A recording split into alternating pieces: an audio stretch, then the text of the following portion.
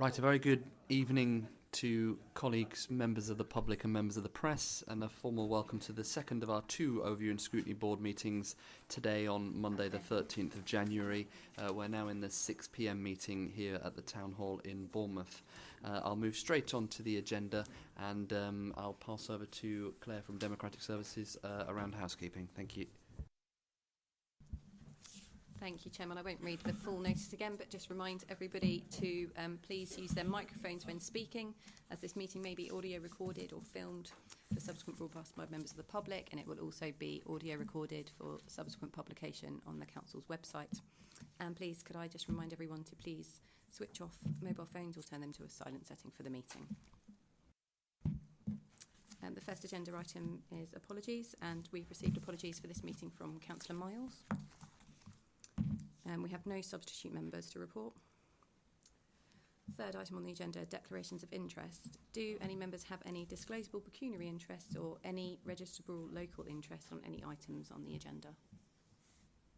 None. Fourth item, public speaking, and I can confirm that we haven't received any public items for this meeting, Chairman. Thank you. Thank you very much, Claire, which moves us straight on to item number 5, which is the forward plan. We have a number of parts to go through here. If we can all turn to the forward plan, which is under the agenda item 5 in our report, because what we have to do at each board meeting is look at the Cabinet forward plan in particular and decide what we want to look at for our future meetings, as well as any other work that we want to undertake. So page 17 is the Cabinet forward plan. Rather than go through each item individually, I've done a pre-list which I wanted to run by the board, and if there were any items on there which the board felt didn't need analysing, we can remove them, or indeed if there are any further items that they want to add on, we can do that as well.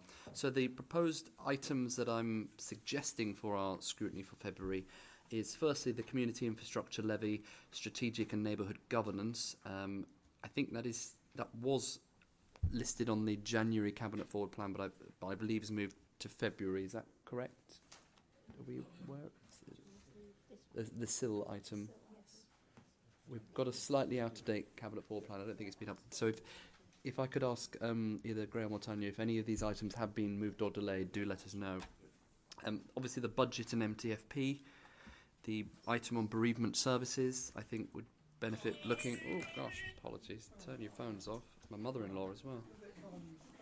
Just...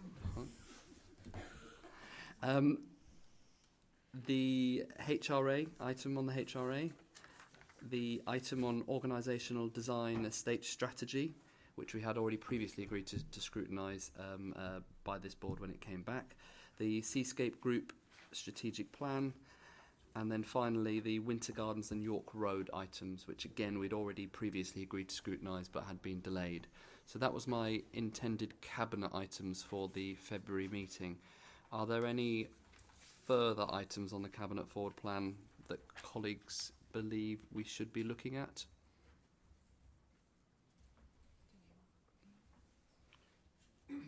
No? Councillor Iyengar. Actually, it's not so much a further item. SIL, I'm very pleased SIL is coming up and it mustn't be delayed any further. Are we giving SIL enough time in that meeting by having those other items in as well? I would support a view to make sure we've got enough time for SIL, even if it means deferring one of the other items. We can probably come to that later in terms of timings, but yes, I think the answer is probably yes, I would suggest. Councillor Green.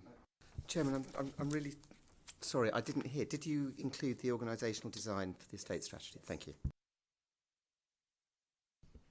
Great. So if there are no... I mean, obviously we can take this later. If anybody has any pressing issues that they want to do via email afterwards, we do have time to add it on. But I think it is good practice for us to be looking and agreeing collectively what our forward plan looks like. So I think that concludes the element on the Cabinet forward plans.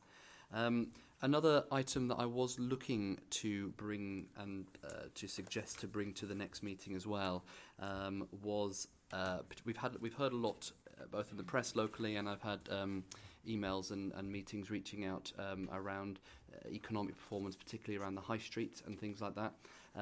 In particular, one thing that we predecessor councils often did was heard from the relevant and respective business improvement districts. We've got 2 in Bournemouth, 1 in Poole, I think 1 in Christchurch as well. Is there a business improvement district?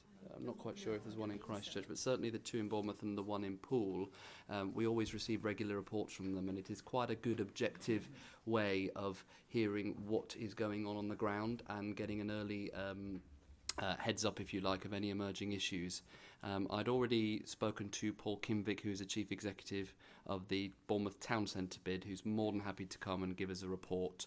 And I think because these issues are quite prescient at the moment, it might be something that we do want to get in there quite early. So I'd suggest bringing that to the next meeting. And again, we can look at any of the issues that arrive for that. So if we're all happy with that, what I will do is reach out to the 3 prospective bids and invite them all to that meeting to give a brief report, and then we can ask them any questions we have of those areas. Happy with that? Great.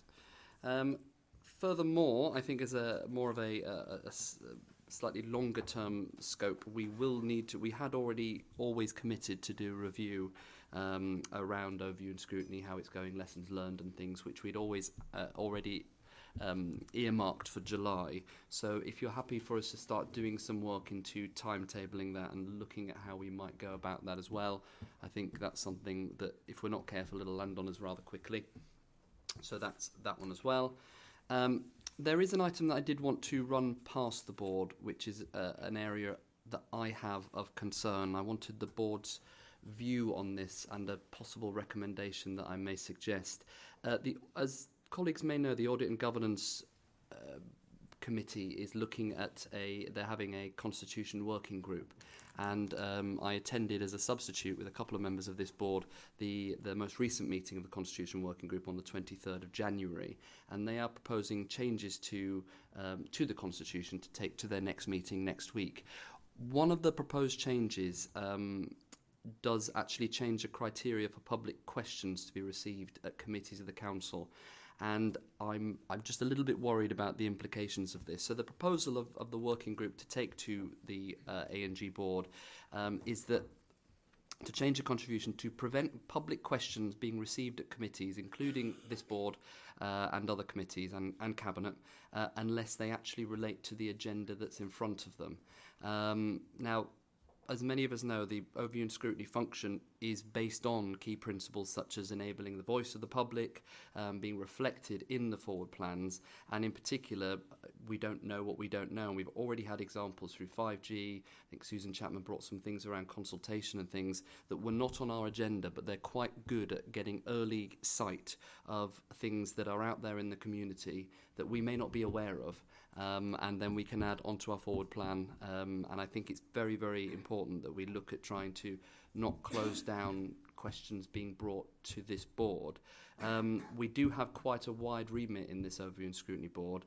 We can't deal with all the issues with regularity, and therefore I think having the public, having us available as an input of items that are of importance is quite a key issue. Therefore, I would propose that we, if colleagues are in agreement, we could make a recommendation to the Audit and Governance Committee to ensure that the key principle of engaging through the public through overview and scrutiny, as outlined currently in the Constitution, is continued, and that public questions may be received by our board and other ONS committees on any issue within the remit of that body, not restricting it to items that are on the agenda. So I just thought I would throw that out there. My particular concern is that if people can only ask questions on things that are in that item or in that agenda, and the only other outlet the public have for bringing issues is to full council, that's quite a big step for people to have to make. Councillor Anderson. Thank you, Chairman. I would totally agree with you. I mean, it's going back towards the sort of the listening board that we were talking about in the part of the Shadow Authority. And also the fact that we only have a limited time for questions to the members of the public, and I suspect that if we are forcing all the questions to be only at council, we would rapidly run out of time for our residents to ask questions, and I think that would be a very retrograde step. Councillor Fear. Thank you, Chair. Actually, I'd echo what Councillor Anderson says. And also, at the end of the day, we use the term members of the public. These are council taxpayers. So, by the fact they are stakeholders in this, and we would want them to have the most broad scope of being able to bring things to this panel and others. So I am completely in agreement with you on that, Chair. Councillor Iyengar. What was the reason given for those proposing the change? If I'm honest, I think that the wording of the Constitution Working Group recommendation was Cabinet and other committees. So I actually think, understandably and perhaps correctly, it was an effort to not let Cabinet be bogged down with constant questions from members of the public. I did raise the point that the unintended consequence is that essentially we potentially shut down the public from bringing items of interest at any other forum. And actually, particularly with the one Overview and Scrutiny Board model that we have, this is potentially the front door for a lot of those issues. So that was, I think it was kind of caught up, but it was discussed, and other members of the Overview and Scrutiny of the A&G working group did feel that it was preferable in their eyes to not have the questions come to the boards and committees. Councillor Green. Thank you, Chairman. I recognise and generally agree with your approach on that. However, I'm also aware that we do have some severe time pressures on this board, where we're having to weed out some of the items that we would really like to be able to scrutinise. And so I wonder whether maybe a small amendment to that would be that I would be very happy to see that at the chairman's discretion to determine whether for any particular meeting and a non-agenda item could be brought up by a member of the public or not, and to leave that entirely in the chairman's discretion. Councillor Rigby. Thank you, Chair. Yeah, I'd broadly agree with what you've been saying. I mean, anything we can do to engage the public more, then I'm very much in favour of. I've had concerns anyway around the questions, in particular the length of them and the limitations on how many people can ask as well. So obviously I've not seen what's going ahead with audit and governance, but if we could add something into it to maybe take that away or something like that to think about. That was a separate item that is addressed separately around the number of questions that people can ask, the reoccurrence, and also the length of time. So I believe that's probably, in my view, adequately dealt with, but it's a slightly separate issue. But thank you for your input. Councillor Bartlett. Yeah, thank you, Chair. All I would say is that the working group, of course, is not a formal body in that it's a public meeting, and the Audit and Governance Committee has not got a view on this yet. They have not even discussed it yet. So it may well be that, you know, the outcome you're desiring is something that will happen anyway. So I'm not sure. You might be being a little bit premature in suggesting it's discussed now, because it may well be, you know, they'll come out in the wash with the main A&G meeting. The reason for me bringing it to the board now is that the next meeting of the Audit and Governance Committee is when they will be deciding, and that is next week. So I thought it would be useful, considering it is something that directly affects this board, that if we did have a view on it, that we take that to the A&G meeting so that they could take that in the round when they're considering that item in particular. And like you say, it may well be that they go, actually, no, that makes sense. Just to address Councillor Green's point, while I would agree that the chairman's discretion is important, my only slight concern is that if there's anything in the wording that looks like it's discouraging people from bringing it in, bringing items forward, then it may well, we don't want to do anything to discourage people coming to us, essentially.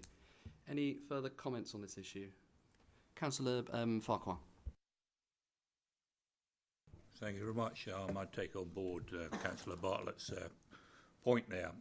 But in this particular case, is this something which, if it was decided to go ahead, to limit these questions to only what's on an agenda item, based upon the wording that it is that within the power and the remit of the Audit and Governance to make that decision and not take it any further, e.g. before full council?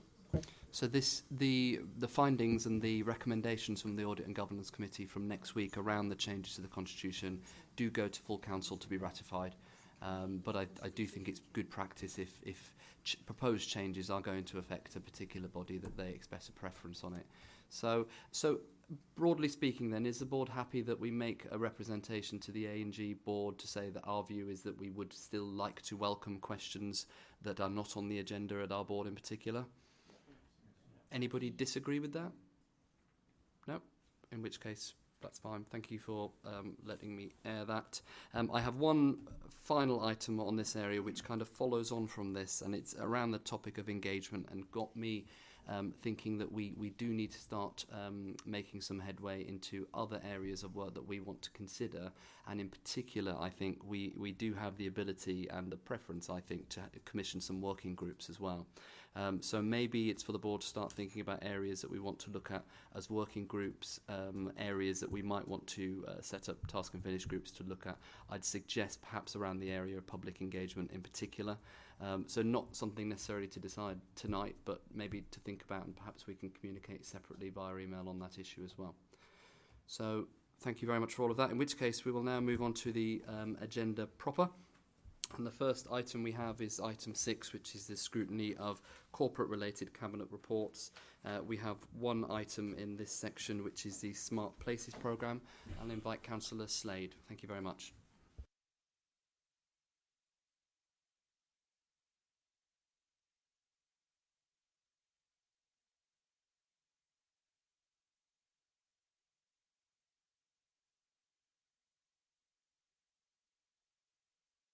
Thank you, Chair. Following on from last month's scrutiny and adoption of the Smart Places pilot for the Lansdowne, the report that you have here relates to the wider Smart Places programme, which will enable us to dedicate the funding for the wider work stream, and that work stream will be able to underpin our corporate priorities. If you look through the report, each of the 5 corporate principles, there are examples given how the Smart Places programme will actually be demonstrated in each one. But the other thing which I think is just as important is that the Smart Places work is critical to the success or otherwise of the operating model in transformation. It's simply not possible to actually make the savings that we need unless we move to a much smarter way of working across a lot of areas. And this is one way in which we can move swiftly towards that. So just to broaden things out a bit, obviously we've already led the way in committing to the 5G pilot and working to bring fibre to Bournemouth, and taking the portfolio lead within the Key Cities group on the Smart Places agenda. And this week we're going to be launching a survey amongst the Key Cities group members to assess where they are in terms of digital and smart processes, with a view to then leading the way within that group, holding an event once our pilot has launched.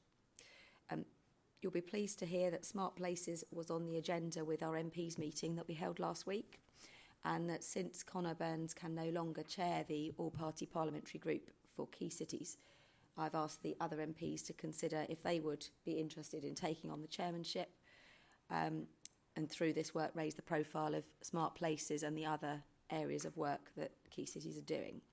And I'm hoping that when we go to the meeting on Friday, we'll be able to establish what other MPs have been asked to consider positions as chairs and vice chairs. There's a number of positions available. The thing about this programme as opposed to the pilot is that the full programme gives us a leverage to bring around new and innovative businesses to Bournemouth and developing the hardware and software to enhance people's lives. And without expanding into a full agenda, from just a pilot into a programme, we miss a real opportunity. And you'll see referenced in the report some examples of places like Bristol and Liverpool who used their 5G pilot monies to create a one-off event and then closed it down and then simply sent the report back to government. In both those cases, their projects have now closed. They've got no lasting legacy from the work that they did. And by actually investing in a proper programme that sits off the back of the pilot, this gives us a chance to develop a long-term legacy that will improve people's lives. In terms of the progress of the work, once the investment plan has been developed, we would expect it to come back through council governance, so there'll be a further opportunity for ONS board to consider the investment plan and the reach of that work and how that expands across the whole of the operating model. And I would expect to see it working throughout the transformation work that I'm doing with Julian. But despite my inability to sound excited about anything today, I am genuinely excited about the prospects for this work. And I hope you'll agree that we should be investing into it and not missing this opportunity.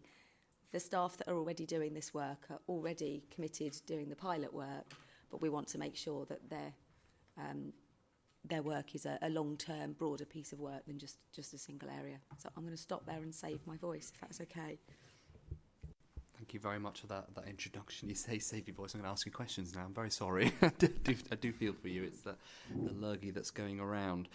I just have a few questions to kick off on, if that's all right, because, again, this is something that's been worked on for some time, so I have some knowledge of this because we were working on this previously under Bournemouth, and it was always very Bournemouth-centric. The report now makes reference to the wider conurbation. I just wondered what's changed from the original plan to try and bring in the rest of the conurbation. So at this point, there aren't any specific plans around the other areas. We have already been talking to the fibre companies about the rapid expansion across the whole of Poole and Christchurch to harmonise the offer there. We've actually got a launch next week. I think it's next Friday. It could be the week after. It's certainly this month, where we'll be able to sort of lobby again for that. But they seem to be keen to be prepared to do that now that we are up and running as a single place. The conversations are happening with the transport companies around this only works if you look at the whole corridors. So although there is a sort of centre point around Bournemouth, actually looking at those services that run across the conurbation, they're the ones that are the most advanced in their conversations. But obviously, until we've got the funding for the investment plan to actually deliver the detail, it's difficult to be able to examine what those best opportunities might be. And I think the other thing to make really clear is that this is a very much a business opportunity. So we need to look at it from the point of view of exploring, getting the team to go out and explore where those opportunities are. And until we give them the remit to do so on a sort of permanent capacity, they're only able to do it as an add-on. So at the moment, it's been a very small part of what they do, and it will become the full-time thing of what they do. Thank you. Just a follow-up, which is around that business opportunity side, because there's really two parts of this, aren't there? There's the part that goes, we want Bournemouth to continue to be recognised, Bournemouth, Christchurch and Poole to continue to be recognised as a leader in the digital sector.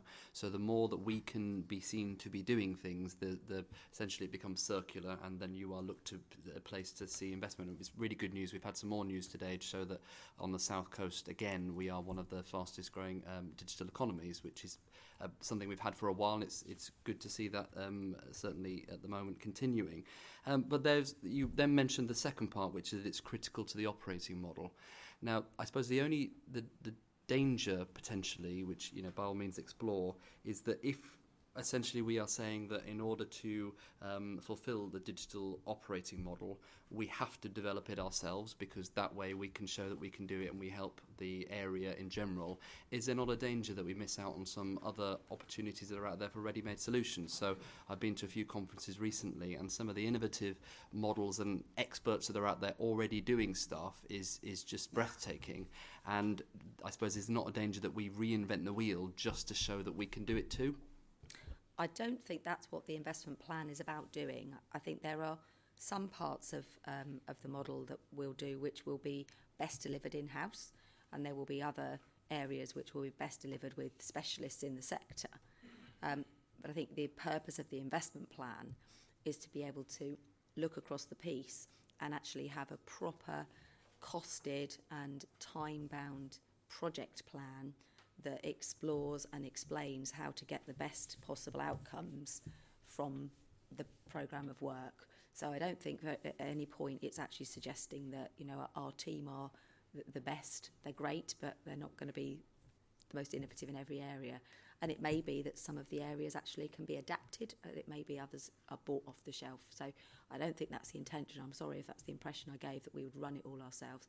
It's very much, this paper is about Cabinet approving the funding and the intent to develop the investment plan, not the items that sit on it, because we don't yet know exactly what they're going to be, because that's for the team to actually establish. Thank you very much. Any questions from other colleagues? Councillor Mike Green. Thank you, Chairman. I mean, as you mentioned, Chairman, this is something which we've been moving towards over a number of years in Bournemouth. So, first off, extremely supportive of this going ahead, and very glad to see it moving on properly to the next stage. I do have a couple of questions on some of the figures. And it's all about page 27 to 28 of the report, which is 11 and 12 of the submission to the LEP.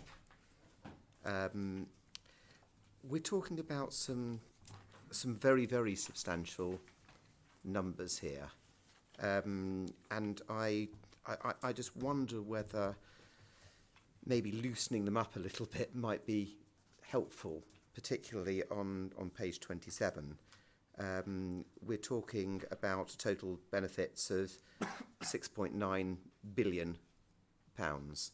We're talking about the potential for costs, and I think that's really critical, of over £1 billion over the course of those 15 years. Is it reasonable, two things, first of all, to specify that more than £1 billion down to the nearest 400,000?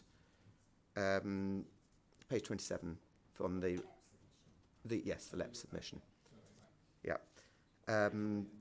Is that reasonable to try to be as accurate as that? And do you not find it a little bit frightening to be talking about effectively committing to development costs of over £1 billion? I think the point is that the investment plan is committing to a cost of hundreds of thousands of pounds, which may well then deliver massive savings over a long period of time, in the same way as LGR committed over, millions and millions over a long-term period for quite a substantial investment. So I think that the commitment to an investment plan does not commit you to the output. I think the numbers are around how we and potential partners going forward make the most of, or don't make the most of, the opportunities that a Smart Place programme would deliver. So I that is a scary large figure, but I think whenever you look at those sorts of figures, you've got to look on a return on investment, and obviously there's a significant benefit that outweighs the cost, even though both numbers are eye-watering. But I think at the moment what we're saying is it worth an investment project of just over £250,000 in BCP terms, because the money that's being requested through the Dorset LEP does include a chunk of money to cover the Dorset 5G model, which could be extrapolated should it need to be, just over £250,000 to be able to turn this into a conurbation changing project from something which simply delivers for about 1 square mile in Lansdowne, which I think has the ability, if it sits as a freestanding project, to make people who live in Poole or Christchurch or the outer reaches of Bournemouth feel like, why is all the investment sitting in one place? And I think this is the project that enables us to go, no, that's the pilot, this is the big piece. So I think the focus should be on the investment plan. Councillor Green. Thank you, Chairman. Yeah, I do accept that, and I think you articulated it very well. I still have some problem, as you say, there's scary big figures, to talk about something now that we will have a development cost of over £1 billion. I find scary, and I wonder whether we should maybe, before putting that in, just have a real look at whether that's quite where we want to be.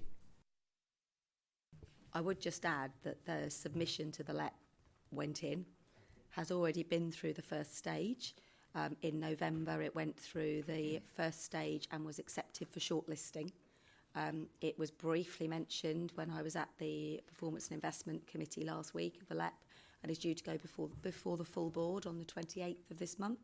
So it has passed the sifting process. So their sort of financial processes weren't frightened off by it. I think they didn't feel that it was... now, obviously, everyone has a different risk profile. I completely accept that. But it has gone... this application is now in and is due for a decision. Thank you, Chairman. Again, appreciate that. Obviously, it's as part of this, and I think I may be able to see where it's coming from, but I'm not quite sure. On the following page 28 in our report, page 12 of 15 of the LEP submission, as we can see on just about every column in this, or every row in the table, the investment 1920, 2021, 21-25 adds up to the total. That's not the case for the first two lines, where we were talking about 5 million in 2021, 85 million in 21-25, and 400 million in total. And then similarly in the next line, although rather less evident, 0 plus 30 obviously doesn't equal 35. I can't answer that question, Councillor Green. Chris is going to try. I'm concerned that the LEP didn't question it. I've got a feeling that the productivity value increase might be a multiplier, but I might. I don't think it is. If I may, I don't think it is, but it may be, because I haven't gone through the numbers, but it may be to do with the PV of costs beyond 2025, which on the 2 pages further on, page 14, because I couldn't quite understand this ROI calculation, but if you look at the extreme right-hand side of that PV costs, it may be that those first 2 lines have stuff to do with years 2026 through to 2036 in the cost of the scheme. But I do think it's something you want to get clear. I think we may need to take that back and actually come back to you. Is that all right? Because I'd be very happy to hear it come back by email. Yeah, I equally think I would have liked to say they're rolled up, but then the second line it clearly isn't. So I think I'd like to know the answer, because I might well be asked at the board meeting on the 28th, and I don't really want egg on my face. So thank you for Chairman, raising it. that was exactly why I raised it. Thank you. Councillor Farquhar. Yes, okay. My question's around the item 10, section 4. The new income generation streams derived from the applications of services can be reinvested in this area. Perhaps talking to Bristol or London, who are leaders, what are these income streams? Because there doesn't seem to be in the paper any sort of hard and fast sort of, this is where the return for investment's coming from.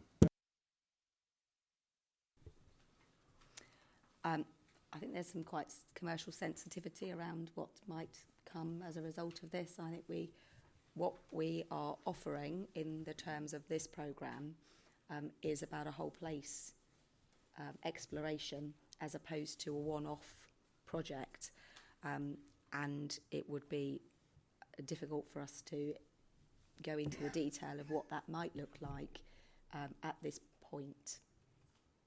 We could bring that back when we've actually got that worked up a little bit more, but it's commercially sensitive, so that would be tricky. Yep. Councillor Farquhar? Thank you. On Appendix A, the top UK cities or smart cities, they're all cities. I mean, obviously we're a city region here. How are our chances of getting the funding through the LEP to actually move ahead with this actual particular plan? The reason I bring it up is because I see the Oxbridge of Oxford and Cambridge in there, which is interesting for the historical cities, for being a student towns and so on and so forth. But how do we rate our chances of actually getting the investment from the LEP? So obviously the Dorset LEP is only providing funding to Dorset projects. So this is for context purposes about, you know, the other players in this field. What's interesting is in taking on the Smart Places agenda, I've asked the question, we're saying we're a leader, are we? Or are we just blowing smoke up our own backside, you know? I'd hate to be doing that. And we've already commissioned some of the work that evidences that we genuinely are quite a leader. So that's really for context purposes. As far as the chances of us getting the money from the LEP, there are about 7 or 8 projects that they're looking to fund. The key priority of the LEP right now is they have to spend the money they have left by March 2021. We're in January 2020. There has to be an assessment done of even those 7 or 8 projects that are on their list that have been shortlined for this pipeline. Some of them, with every week that goes by, become less deliverable. Because this is around, because we haven't got to physically build something in that time, it actually gives us a sort of leap up towards the top of that list. If you're looking to, you know, construct another road, you'd have no chance. You wouldn't even get it through planning. So I think the chances of getting that money through the LEP are pretty good. And then we need to look at, if for some reason we didn't, can we actually fund part of it through the contingencies, through the Smart Place pilot, and then look to more levels of funding. We've already talked at the LEP last week about how we deal with the next tranche of investments that comes through and how the LEP seeks to try and find projects that can be delivered very quickly, because a lot of the LEP projects have taken a lot, and as you will have experienced of sitting on it, and as obviously we did in Poole, that the projects were over a 5-year period and most of them weren't going to deliver until right near the end of the 5 years, and now there's a panic over some of them aren't going to make it, but then there aren't any projects left that can actually be delivered in time, and the LEP don't want to give the money back to the government. So that's why we've put this project in at sort of the 11th hour, because it's deliverable. Thank you very much. Just a follow-up question on that, and again, it's sticking with the investment plan to the LEP. And again, those of us that have dealt with it know you've got to the hoops you've got to jump through. And in particular, when you're demonstrating an investment, you need to demonstrate a return on that investment, and that you can and will deliver it. And again, on page 12 of the appendix, page 28, under the environmental impact, as Councillor Green was looking at, you've got some numbers hardwired, essentially, for want of a better term, in there. And the second two are around additional public sector investment, and there's 635 million identified there. And the example that it's given below is obviously this investment of a result of a scheme taking place. And the example that it gives is the business investing in a business park as a result of a new link road, which I assume refers to Wessex Fields. So you've hardwired in Wessex Fields as a return on investment, and yet you've paused the scheme. So I think there's a timing issue with when this application was prepared, but the output from the consultation event last week is yet to go through Cabinet. But there is still a live conversation around working with the hospital and the university around developing health-related plans at sites within BCP. So there is, regardless of issues around roads, there is still an active conversation around how we can deliver a model that uses smart technology, advances the ambitions of the university, and actually advances the direction of the hospital, whether it be on that site or on another site. That investment, yes, the amount of the investment, I don't think I can comment on how somebody came up with how much that would be, because actually you couldn't be sure how long it would take to deliver an investment of that sort anyway. Having spoken to the hospital and the CCG last week, their plans around when they might look to deliver a project are fairly long term anyway, because of all of the other projects that they've got running with all of their hospital reorganisation and with all the existing investment strategies of the university. So they're looking quite a long way down the line. So I would be fairly interested in why they would come up with that figure for 2025 anyway. I think any of us would be questioning, could that be delivered in 2025? So for me, this is around when this case was put to the LEP, what questions were asked around the numbers, and actually then the LEP didn't question the numbers, which suggests that the LEP want to fund because they didn't ask the questions, which is odd in itself, I would suggest. But I think there's a willingness in the LEP to say, we've got some money, this looks like a good project, we need to fill in some forms, please go ahead, please get it done, because I think it's good for business. Thank you. Councillor Anger. Thank you. The vision here is kind of good. I don't think, I think you probably got from our questions here that there's not much doubt about kind of where this is heading and the worthiness of where it's heading, and there's examples from elsewhere nationally and globally as well. But I do think quite rightly the scrutiny, and given the amount of money involved, we don't want to be one of those committees who spends half an hour on a multi-billion decision and then 2 hours on a £50,000 decision. It is on sort of the cost benefit of this. So given the vision on the actual cost benefit of this and the kind of the risk we're taking, and one of those being the deliverability of it. I'm probably old enough to remember, a few others are, internet came in, and who would have not sort of said, I've got a business case for something web related around the turn of the millennium. And then of course the problem was there was I'm not trying to be glib, but there was a whole swathe of people who kind of didn't make any money doing it, and then a whole raft of people were making money doing it. And the financial scrutiny is the right scrutiny on this. I'm going to ask a question which is about us being quite parochial about BCP, about all of this, which may sound quite strange, given the context here is Dorset and it's about LEP, and it's a whole load of stakeholders out there.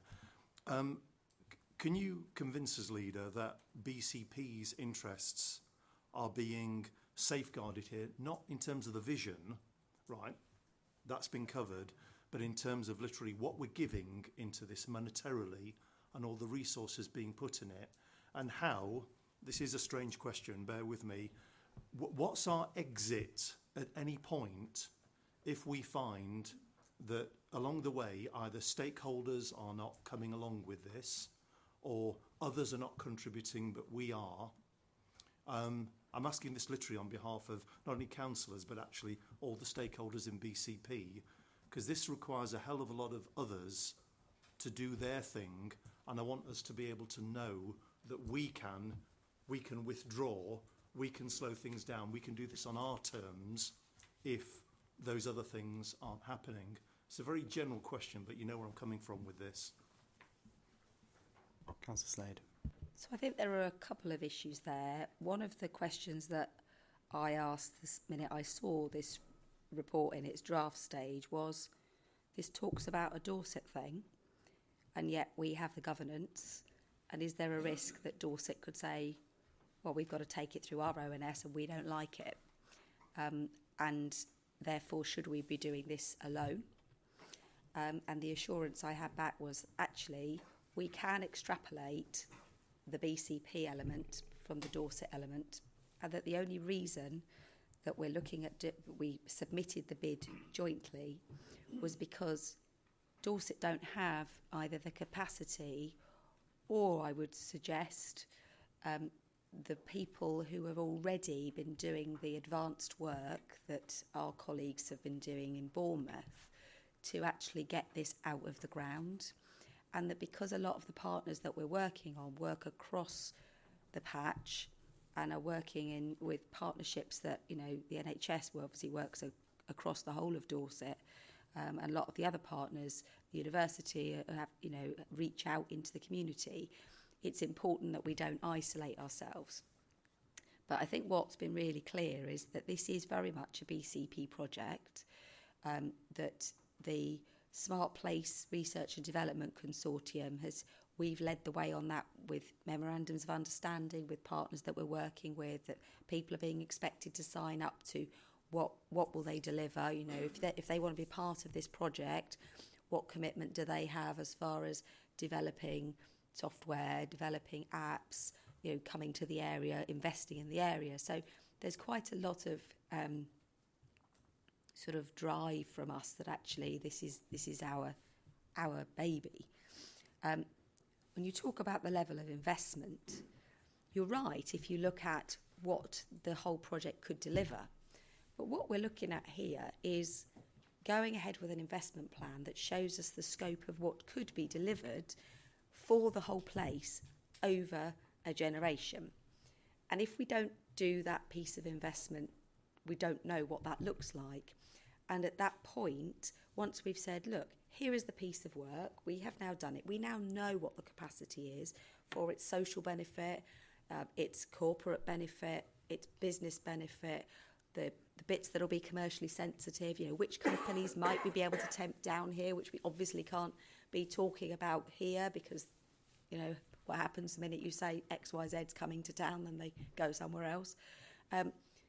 Until we've actually evidenced through this relatively, I mean, this isn't an eye-watering amount of money. This is a relatively small amount of money for the LEP, relatively small amount of investment from the council's perspective in terms of staff and time, to actually demonstrate our commitment to the future. What we do with that investment, that's the bit where I see the real depth needing to be done to safeguard our ownership of where it goes and making sure that we get the full benefit of it. And that's where I think there is some real exciting stuff that we could develop, where we could be working with partners to lead the way. But I don't think there's a risk at this point in the journey of losses to the council or reputational damage in actually going out there and saying, this is an exciting piece of work, let's get an investment plan done, let's actually show the world we're serious about this. And then, if it's any good, that in itself should drive businesses to want to come here because they'll go, do you know what, they've actually put their money where their mouth is. Thank you very much. A final question, Councillor Green. Thank you very much, Chairman. Actually, coming from a very different angle from Councillor Iyengar, it seems, unless I'm reading this wrong, that the total investment that the council's being asked to put up originally in this is in the order of £20,000 in match funding.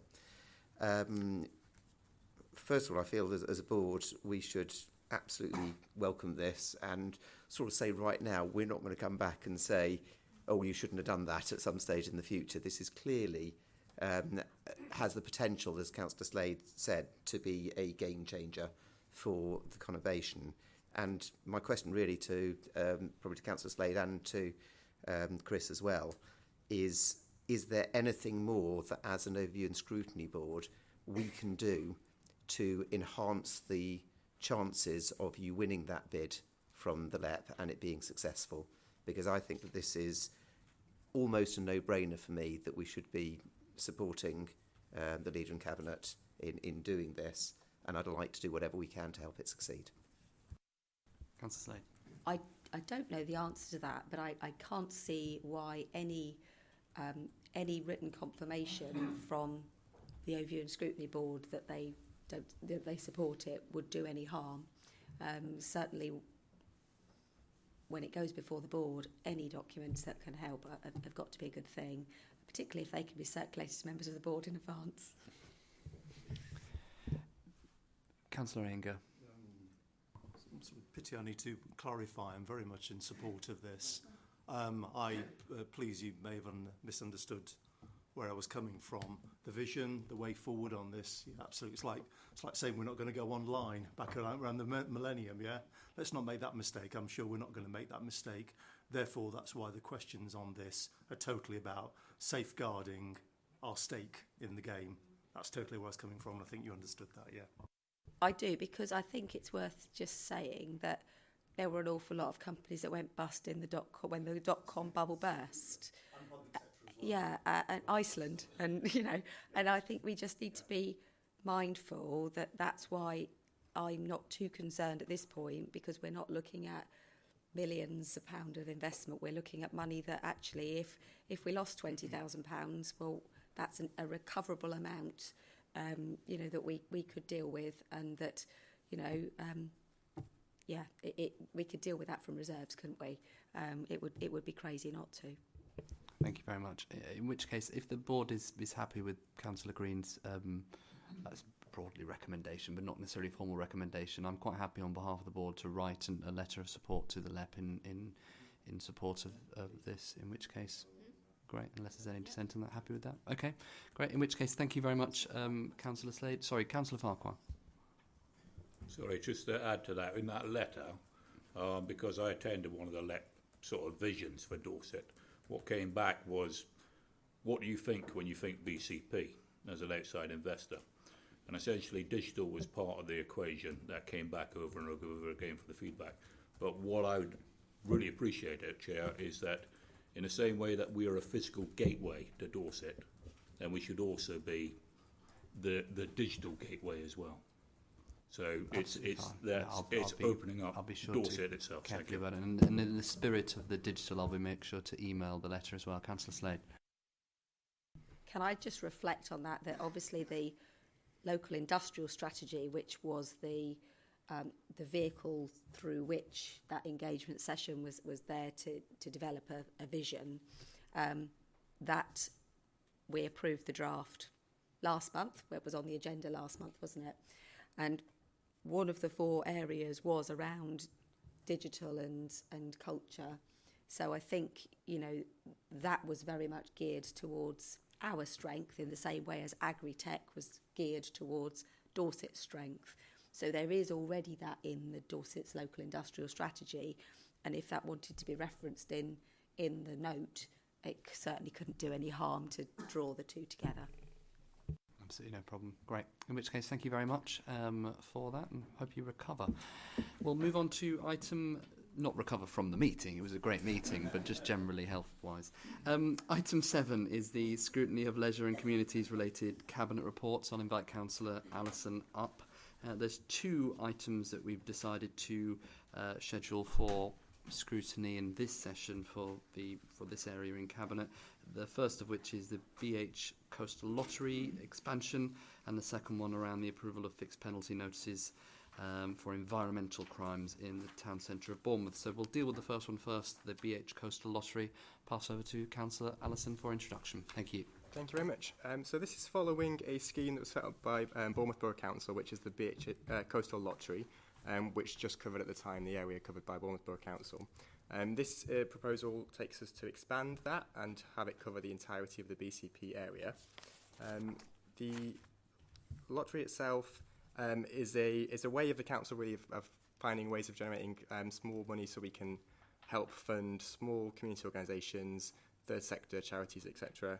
And also to help us fund a small grant scheme which allows the council to discretionary spend support other organisations. There's quite a lot of detail in the report that explains how the lottery works in its current form and how it will work across the 3 areas. I just sort of want to go straight into how exciting it is, the values really. So the original BH Coastal Lottery, which covered Bournemouth Borough area, was originally predicted to estimated to have 830 players within its first year, which has not yet been completed. It currently has 1,490, so it's almost doubles its expectation in the first year, well, before the first year is even finished. And on the next page after that, we've got the proposals. So we've got an estimated number of players in year 1, which will be the first year of the BCP-wide BH Coastal Lottery, of 1,700 players, a figure of which we're almost there, to be honest, of having that many players.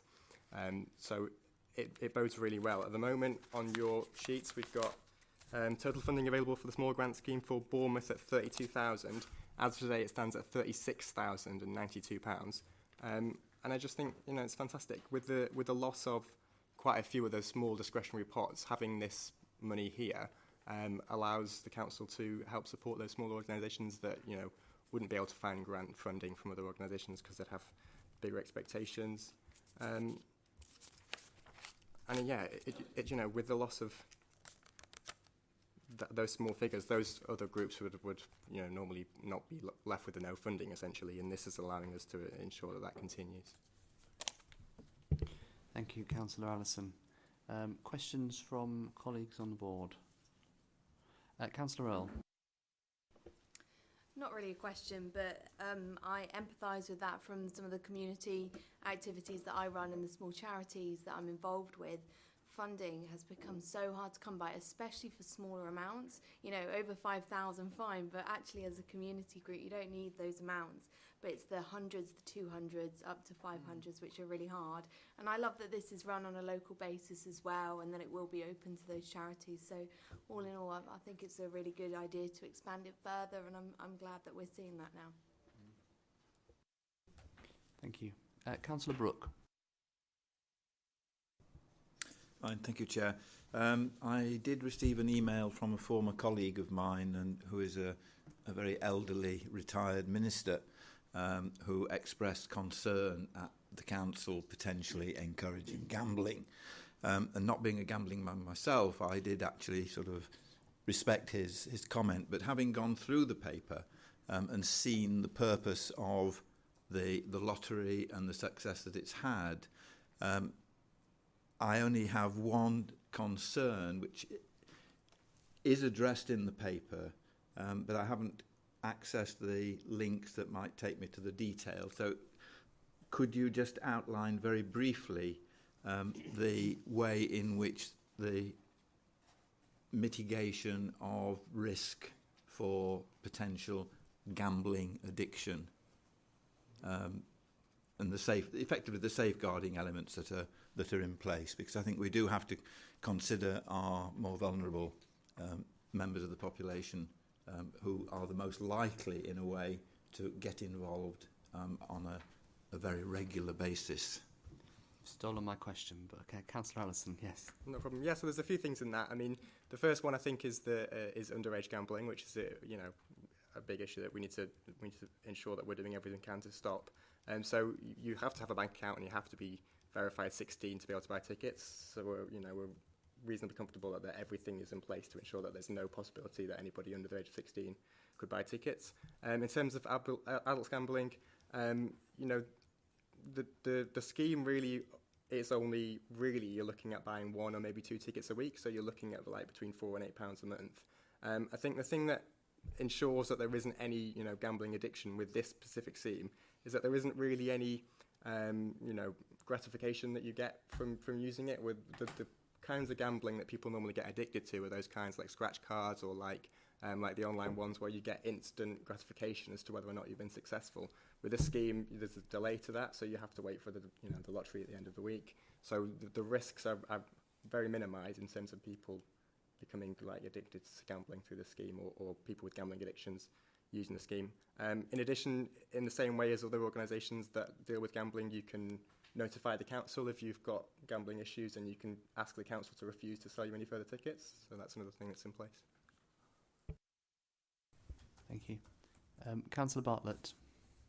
Yeah, I think one of the really good things about this scheme is the fact that people that buy tickets can choose where their money's actually going. So it serves as kind of a charitable donation, which can be made on a regular basis. And I know lots of people that say, well, I like that particular library or whatever, and they know that their money, not only do they get a chance to win a prize, they're actually supporting that cause every single week. So I think it's a brilliant scheme. Thank you. Councillor Nicola Green. Thank you, Chairman. I'm very grateful to the portfolio holder for bringing this forward early in the new administration, and also to Kat, who's here, because those of us who were on this journey at the beginning will know that a great deal of work went in by the officers before it came to scrutiny, and was thoroughly scrutinised by members who I think tested it almost to destruction, and absolutely went into those questions that Councillor Brooks raised. and thank you to the portfolio holder for explaining them, because they are quite right that we should consider this. So I'm delighted, and I'm only sorry that Councillor Jane Kelly isn't here this evening, because this really was an initiative which, with officers, she spent a long time. It didn't happen that quickly. It took a lot of iterations. I can see Kat probably still bears the scars. But it really is a good scheme. It was never meant to be massive. And I think it is a modest success, which was everything that we ever wanted it to be. And so I'm enthusiastically endorsing the proposal. And lest anyone think I've gone rogue, I just point out that this is a harmonisation I'm absolutely thrilled to see, and that I genuinely regard as such. So thank you, Councillor Alliston. I'm really pleased that this has come through, and you've put the time into making sure that this has been achieved early on. Thank you, Chairman. Thank you very much. Councillor Haynes. Thank you, Chair. I'm glad that Councillor Green actually mentioned the word harmonisation, because my question is sort of a harmonisation question. I think in one of the tables, it's like about 32,000 is shown as being available for small grant bid. So my question is that, assuming this is then approved by Cabinet and then you roll it out to the rest of BCP, at what point would anyone in the conurbation be able to then put in a bid for a small grant? Because I'm just wondering whether you're going to restrict it, because the pot that's there currently is generated from the legacy Bournemouth Council. So once you open the lottery up to, say, to Poole and to Christchurch, will they be able to bid from that pot? Or will they have to wait? Or how's that going to work? No, so it's going to be completely divided. So any of the money raised by the Coastal Lottery within the first year will only be spent and will only be able to be applied for by people who were on the original grant scheme. And then going forwards from March of that year, all the people would be, taken from the pot going forwards, if that makes sense. So just so that I can clarify, because when you roll it out, it means the whole conurbation will therefore be part of the scheme. Yeah. So does that mean that if you are someone from Bournemouth, you can bid from both pots, or just from one? There will be no point in time where you'll have both pots. So the scheme will last for 1 full year, during which time you will be able to apply from the Bournemouth pot, and then going forwards in the next year after that, all the tickets sold will all be. There will be no money left over from the first year. It will all be spent within the Bournemouth area, and there'll be no money left over rolling over from that pot into the BCP one. So when the BCP wide scheme starts, that will start from zero again. Okay, right. Thank you. Any further questions? Yep. Okay. We've got Councillor Farquhar, Councillor Anderson, and then Councillor Lawton. Thank you very much, Chair. I'm very pleased that the question of gambling and encouraging gambling came up. That's one of my hot buttons. I have a few, believe it or not. My question really is, because this is the way my brain sort of fires, is that have there been studies put into, or perhaps the nature of the risk, are people to our national lottery, and I do see that we base the numbers upon an Australian draw, which I really like because it's totally removed from the UK lottery. Has there been any studies put into people that are actually addicted to buying lottery tickets from the UK national lottery? And is there perhaps an opportunity within the mechanics of it that you can limit the number of tickets that can be bought in any 1 week if such figures actually come out? And I do appreciate Councillor Green's comment, whereby it's been looked at to in depth, but surely that would answer for me the gambling side of things, is that if you limit it to, you could only buy 5 tickets a week, the problem disappears. Councillor Allison. So I'm going to let Kat go for the first part, because I'm not 100% sure on the answer to the question of your question about studies. I'm going to let him take them both, that's okay.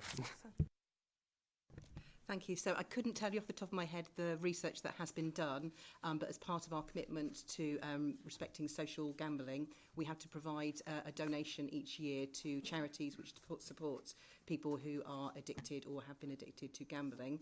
And we also have a range of policies that undersit the lottery, which look about how we are social responsibly in terms of running the lottery. And I'm happy to circulate that by email if that would help to have a look at that. In relation to sort of limiting the number of tickets, it is monitored in terms of the numbers of tickets. So if we start to see a spike in a particular person who previously only have bought, 4 tickets a month and now suddenly they are buying, 20, 40, that does get flagged up in terms of the monitoring by the company that oversees the lottery, and they would then approach that person and have that sort of welfare conversation with them. So the safeguarding is in place around that. What's quite key, though, of course, is that the purchase of the tickets is done by direct debit on a monthly basis. So actually that sort of, if you were perhaps addicted in that way, the idea that you'd have to buy your ticket a month in advance is quite a long wait before you would actually get to that, have I won the lottery in effect. So it's not something to actually encourage someone who has got a very strong gambling habit in order to pick up that sort of direct debit that way. So I hope that helps to answer the question. Thank you. Councillor Anderson. Thank you, Chairman. I just really wanted to ask about when the small grant scheme is actually going to open for use of the charities of Bournemouth, because I know that there have been quite a few that have been asking me, but I would also just add that I'm fully supportive of it. I've spoken to Linda McGuire about it on many occasions, and also the fact that we're also giving more money to charities than both the National Lottery and the Postcode Lottery, I think is excellent as well.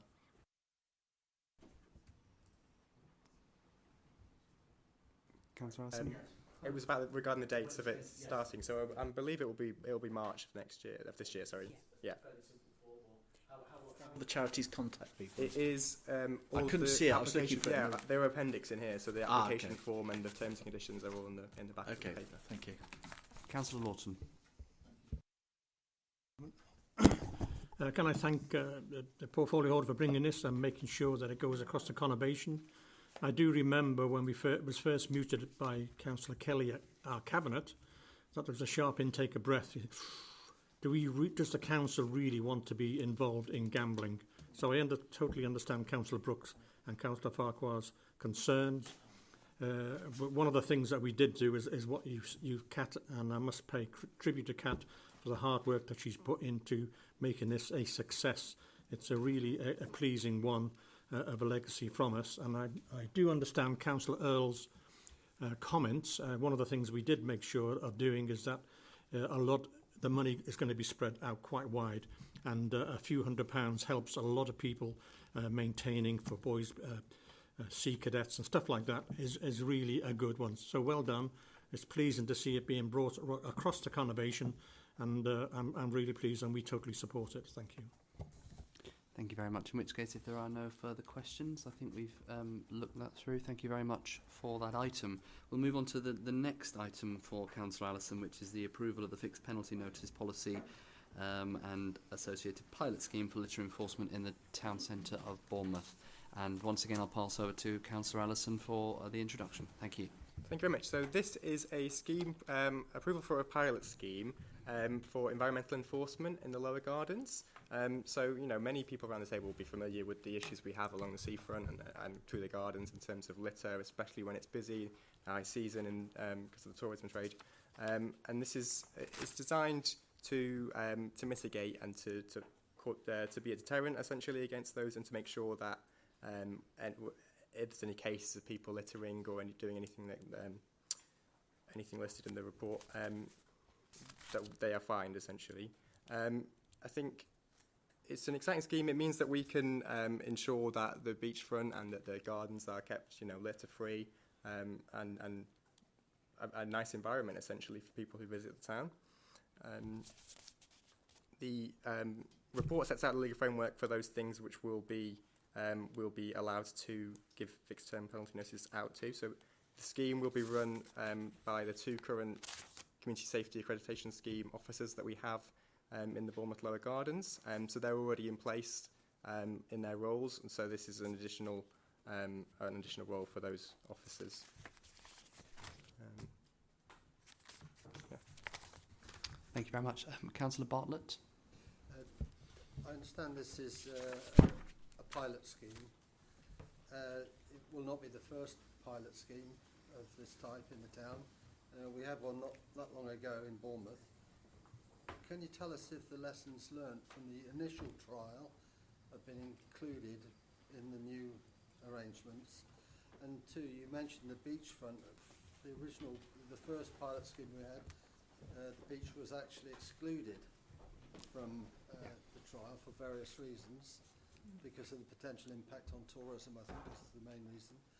So now it appears that it will include the beach. Could you just expand on that? Yeah. Okay, so with regards to the first one, with the previous scheme, are you referring to 3GS? It's a scheme, yeah, absolutely. So I think there's it's completely different. It's not a completely different scheme. However, the way we're approaching it is different. So 3GS have obviously got their own motivations. They're contracted to be there. They've got targets. They've got income that they're trying to generate. With this scheme, that's not the intention at all. The intention of this scheme is to make sure that we've got a good surroundings and to make sure that litter isn't being left. So in terms of the motivations for why we're having the scheme, they're completely different. There isn't any motivation for these CSOS officers to try and get a specific number of targets. There isn't any motivation for them to fine anybody unnecessarily. There's no real risks there with that. And similarly, the council officers, the CSOS officers are already in place. They already do, they're police credited.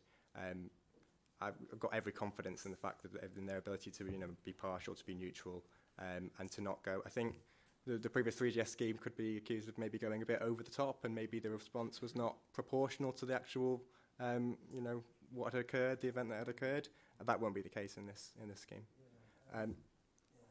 Yeah. Yeah, just to follow up on that, the reason I asked is because I've actually already had some representations from residents who are concerned that there'd be some jobs worths creating income for the company. Was seen. The perception was that it was extremely harsh in the way that it was approached. So I'm delighted to hear you say it's going to be more of a deterrent than something that's a cash generator, which is what the perception was, I think, before. It's good to hear. And then with regards to the seafront, I think it's important that that's a part of what we trial. I think that's one of the most important places that we need to be keeping clean, and it's one of the places that gets left the dirtiest by tourists. It's the place that gets littered the worst. So by having it in the scheme, it's useful for us in terms of justifying whether the scheme would be appropriate in other places. Councillor Green, Mike Green. Thank you, Chairman. And as a town centre councillor, obviously, I very much welcome this. I think I should just before I've got three short questions to ask. But before doing so, I just want to make very clear that the motivation behind the 3GS pilot in Bournemouth was absolutely exactly the same as this, and that was to ensure that the town centre became cleaner for our residents. The council was not making money out of that, nor was the intention to do so. The way of going through it did involve a profit-making organisation outside the council, but the motivation was exactly the same as this. I think we need to make that clear. My questions, I'll do them one at a time if that's all right. They won't take very long. I just want to ask what went through your own mind, Councillor Allison, when you decided at what level the fines should be levied. The table's on page 49, and again, actually later on in paragraph 14. But what was your own thoughts in coming to that? Yeah, sorry, I first of all agree with your first point. I accept that the motivations behind the purpose of having that original scheme was to have a good environment. But I think what Councillor Bartlett and what I assume he was referring to is the perception that I got as well, which was that there were people out there. The actual day-to-day operation was to generate income, essentially, and that's the perception that was out there. In terms of the fees, the amounts that you've got in front of you here are benchmarked, essentially. So I've seen other figures from other areas, and the figures are based upon those. The figures are not a figure that I've made up or what I deem to be the correct amount to punish people for these crimes. This is in line with what other schemes of this nature have. So they aren't just the national maxims that you're allowed? No, I don't believe so, no. Okay, thank you. The second is around, it's actually within the protocol on, I think it's 7.5. And there is one key difference between this and the 3GS scheme, which seems to me, or it looks that way to me. It says that witness statements will be allowed as evidence. And I was going to ask, who is it that would be considered a reliable witness in this case? Councillor Allison. Yeah, I'm going to let Sophie answer that question. I believe just the CIS officers, right? So the people who are going to be involved in administering the scheme are going to be the community safety protocol officer, patrol officers, and they're going to be the people who judge whether or not the person who gives your witness statement has given you a viable. Sorry, so my question was, who could give a witness statement that would be suitable if this hasn't... One of the problems that you've got is with only 3 CSAS officers going around, they obviously won't be there to see the majority of the potential offences. So who will be an acceptable person? Thank you. When we're looking at the notion of witness statements, we're looking at the CSAS officers themselves providing the witness statements. Alongside that, though, you have a significant another amount of evidence base that's there. So, for example, you've got the body cameras, but you've also got CCTV evidence. So the witness statements would be written by the CSAS officers, which is part of their general role at present anyway. So just to get that clear, so that means that if a shop owner sees someone come out and fly tip, that's unfortunately not going to be relevant because it hasn't. If it's not been witnessed by CCTV or by a CSAS officer, then nothing that we can do about it. Is that right? Yeah. Okay. Thank you. And lastly, if I may, then Councillor Anderson, since you became the cabinet member responsible. There has clearly been a very significant rise in the number of people involved in aggressive begging and similar antisocial behaviour in the town centre of Bournemouth. There can be no doubt about that since May. We've seen that massive rise, and our residents and visitors are seeing that. If those people who are involved in those other antisocial behaviours are also involved in allowing dog fouling, fly tipping, or particularly, it's going to be fly tipping particularly. Would you expect that they will be treated in exactly the same way as far as enforcement for the CSAS officers?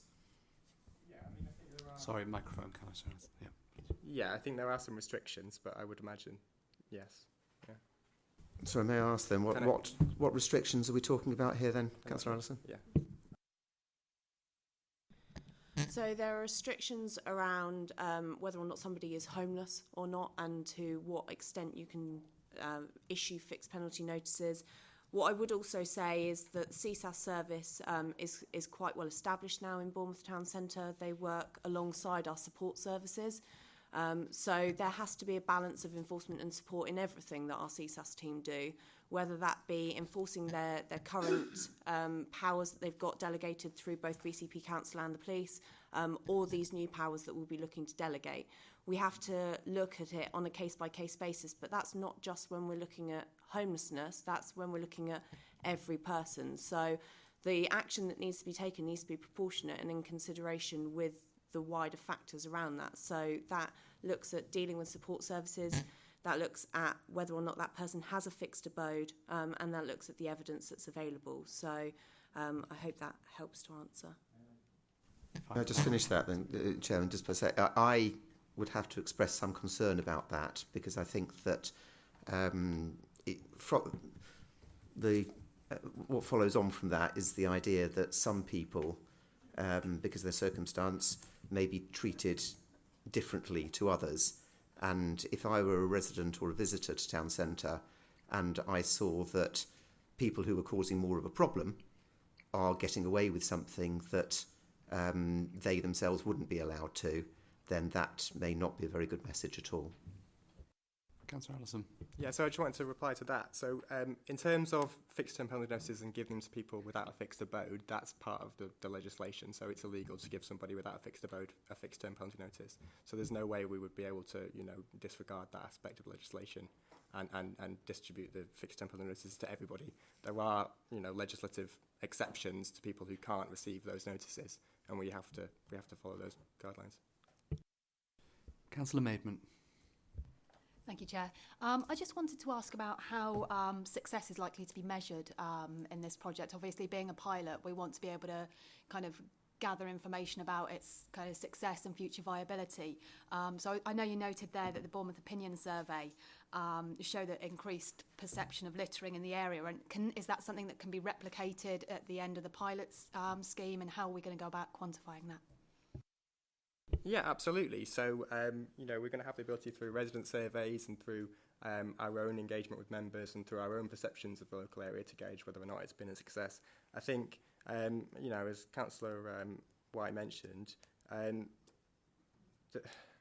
there has been a perception, there's been an increase in the way people perceive it. I think it's come down to the 3GS scheme ending, so there was quite a big gap between the end of the 3GS scheme and this scheme and this pilot and when it will be finally implemented. Whether or not it's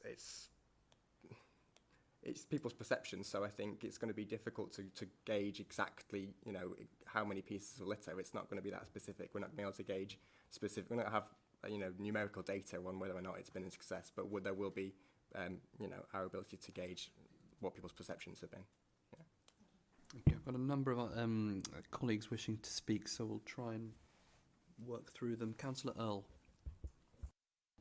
Thank you, Chair. So I think that was that my questions really was touched on when answering Councillor Mike Green's, mine was more about discretion and whether the CSAS officers would go and give a fixed penalty notice, or whether they have a level of discretion to use to look at the circumstances and then not issue one if they can see that might cause issues for that person. Not necessarily because they're homeless, but maybe if they're a child, or if they're younger, or if they are just being very irresponsible, and maybe give them a warning instead. Like, is there anything in this policy, which I couldn't quite see it, but is there anything in place to stop that from happening? Councillor Allison. Yes, absolutely. Sorry, microphone. Yes, so there is. So there is an ability they do have the ability of discretion. I'll let Sophie go into it into more detail, but yes. Thank you. Can I? Yes. One more. The other one is about the unauthorised distribution of free literature. So I didn't even know that was something which was a problem. Maybe that's just my naivety. Can you tell me a bit more about that? It can be. I mean, there's this unauthorised distribution of literature. I mean, there's various things. I think me as an activist, I've come across not being able to hand out things in the street. That's one thing.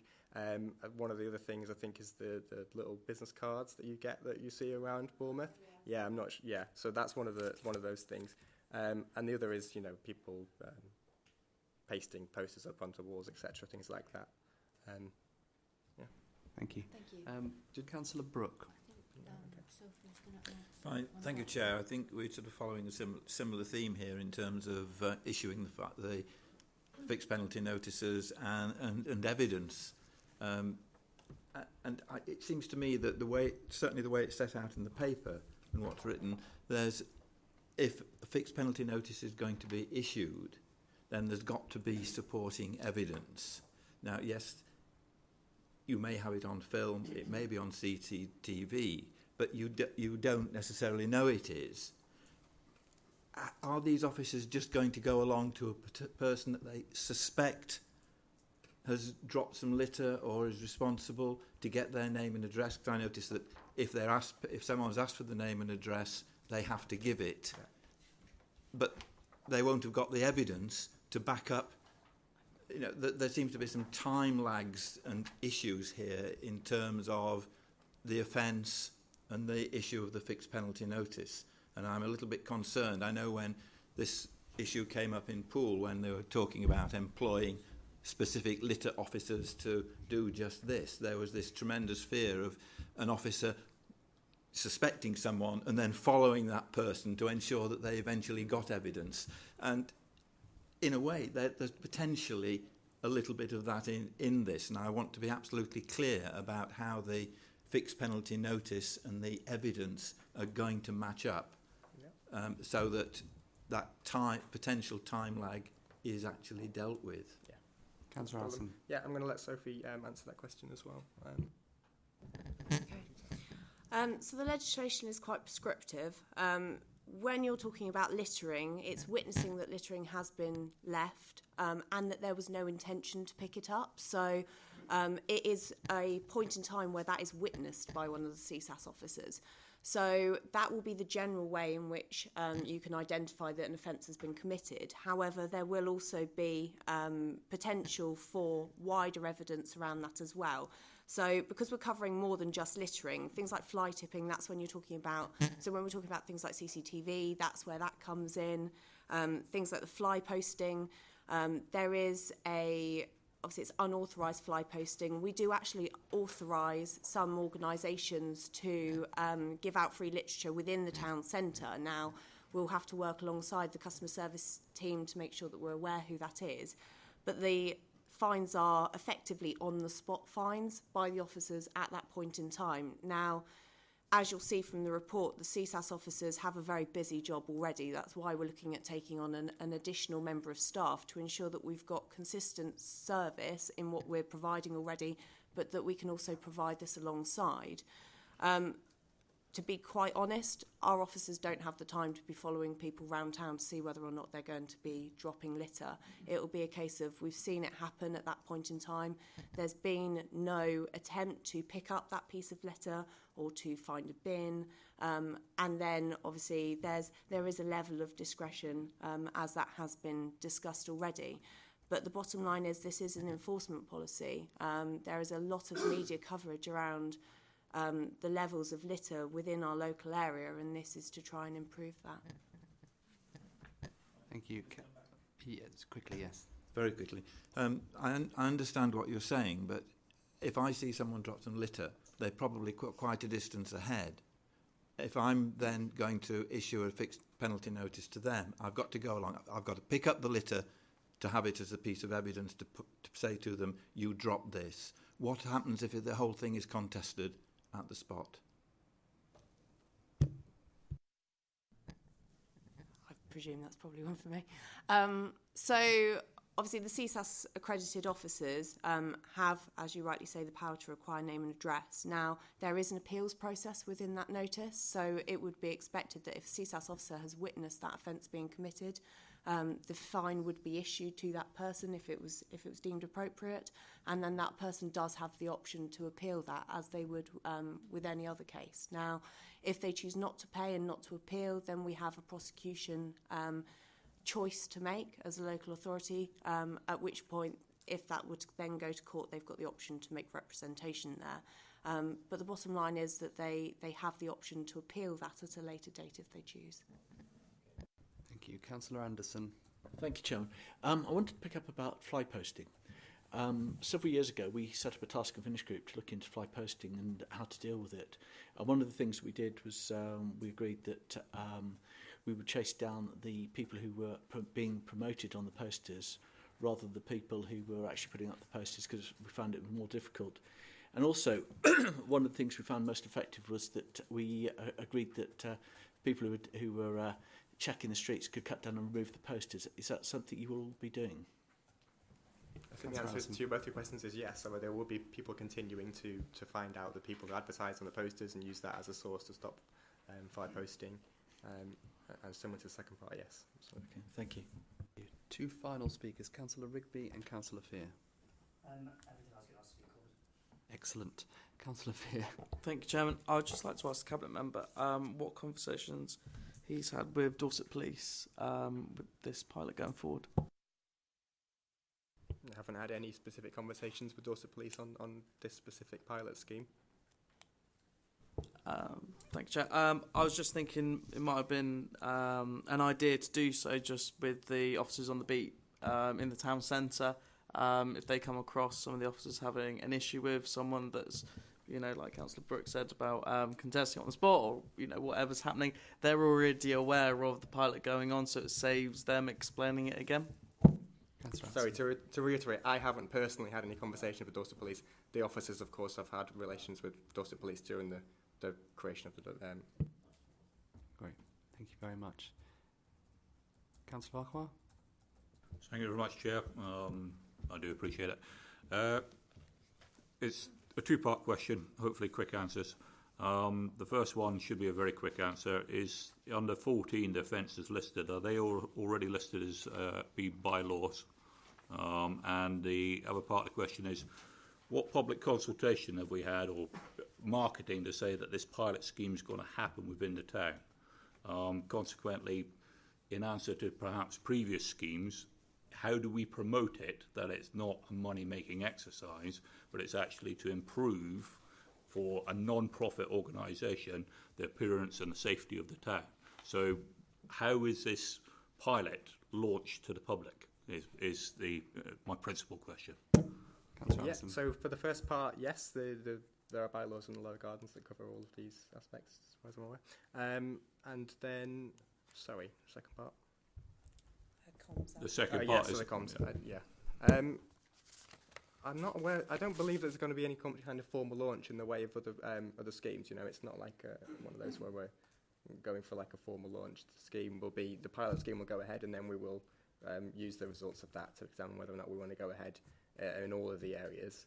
In terms of, making the public aware, can I? Yeah. Comm strategy.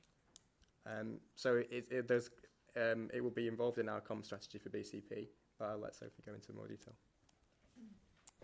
I think this is really important to make the public aware that it is something that we will be looking to enforce and the reasons behind that. So within this, there would be looked to be a comm strategy looking at utilising our social media pages, looking at any press releases that we could put out, any marketing within the town centre, obviously not creating any offences, to put out to the wider public to make them aware of, firstly, the legislation and also how it could be applied. Thank you very much. If there are no further questions, I think we've covered that, in which case thank you very much, Councillor Ellison. Thank you, Sophie, for your time. We have one final agenda item, which is agenda item 8, and that's the scrutiny of the environment-related Cabinet reports for Cabinet on the 15th of January. And I will invite Councillor Felicity Rice up. The particular item we are looking at is around the fleet replacement funding strategy.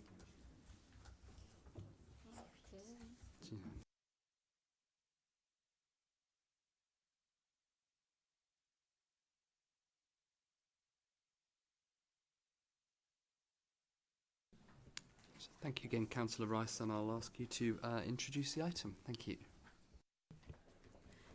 Thank you.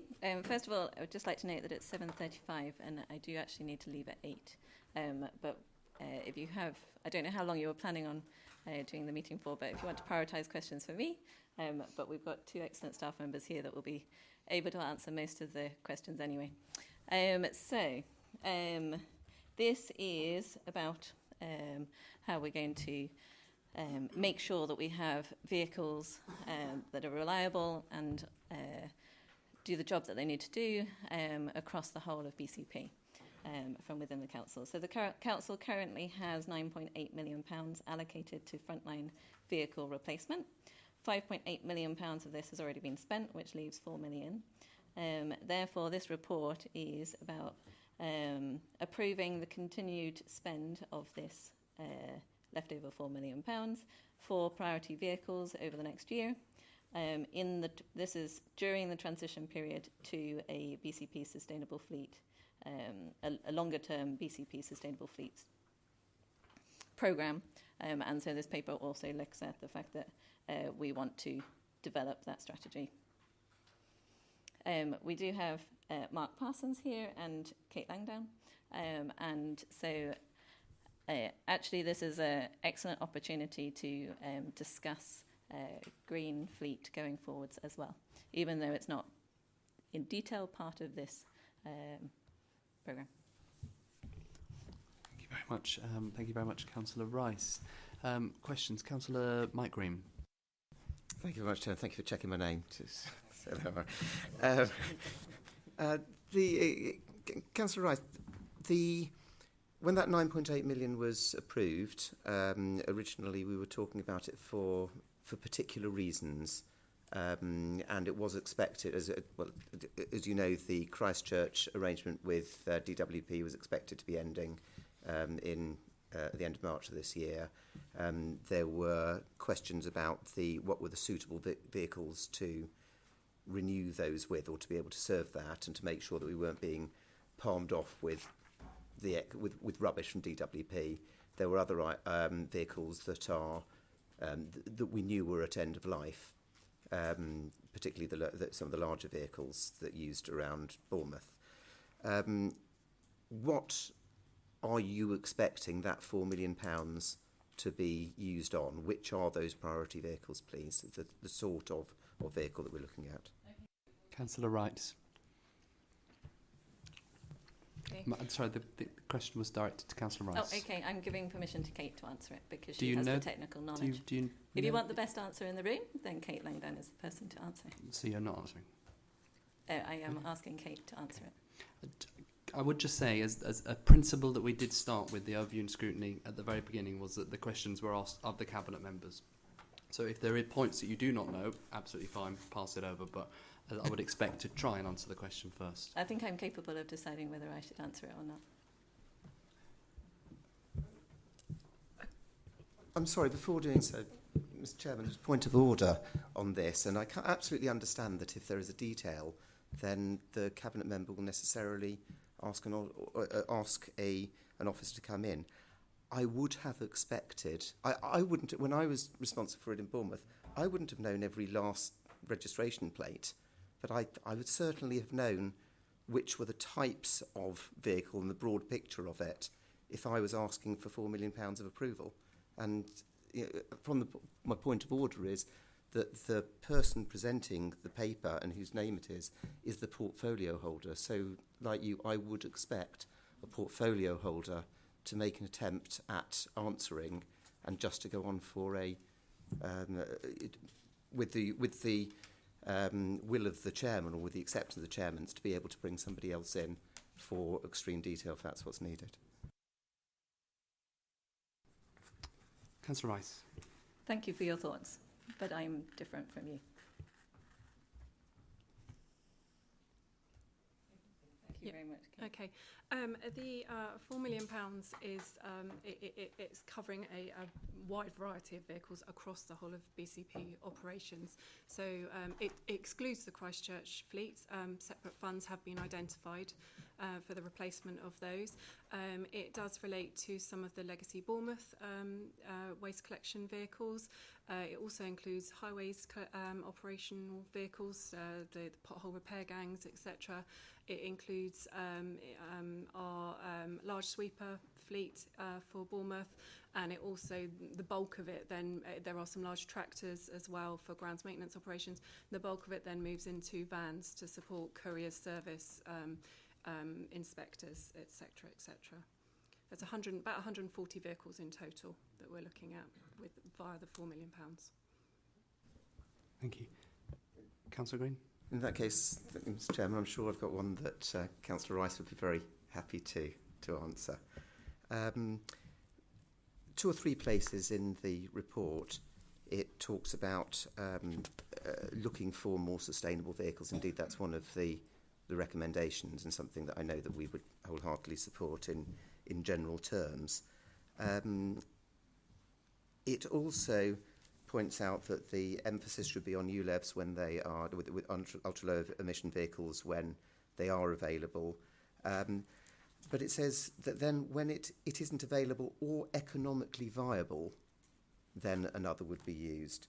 It also talks about the whole life values and costs of electric vehicles, and again talks about, particularly in paragraph 14, how the use of more sustainable vehicles may involve higher costs than would be expected if less sustainable vehicles were used.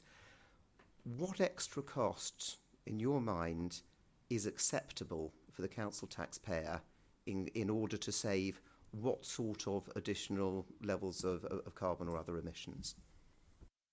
Councillor Rice. Well, it is an interesting question, but it's quite an extensive question.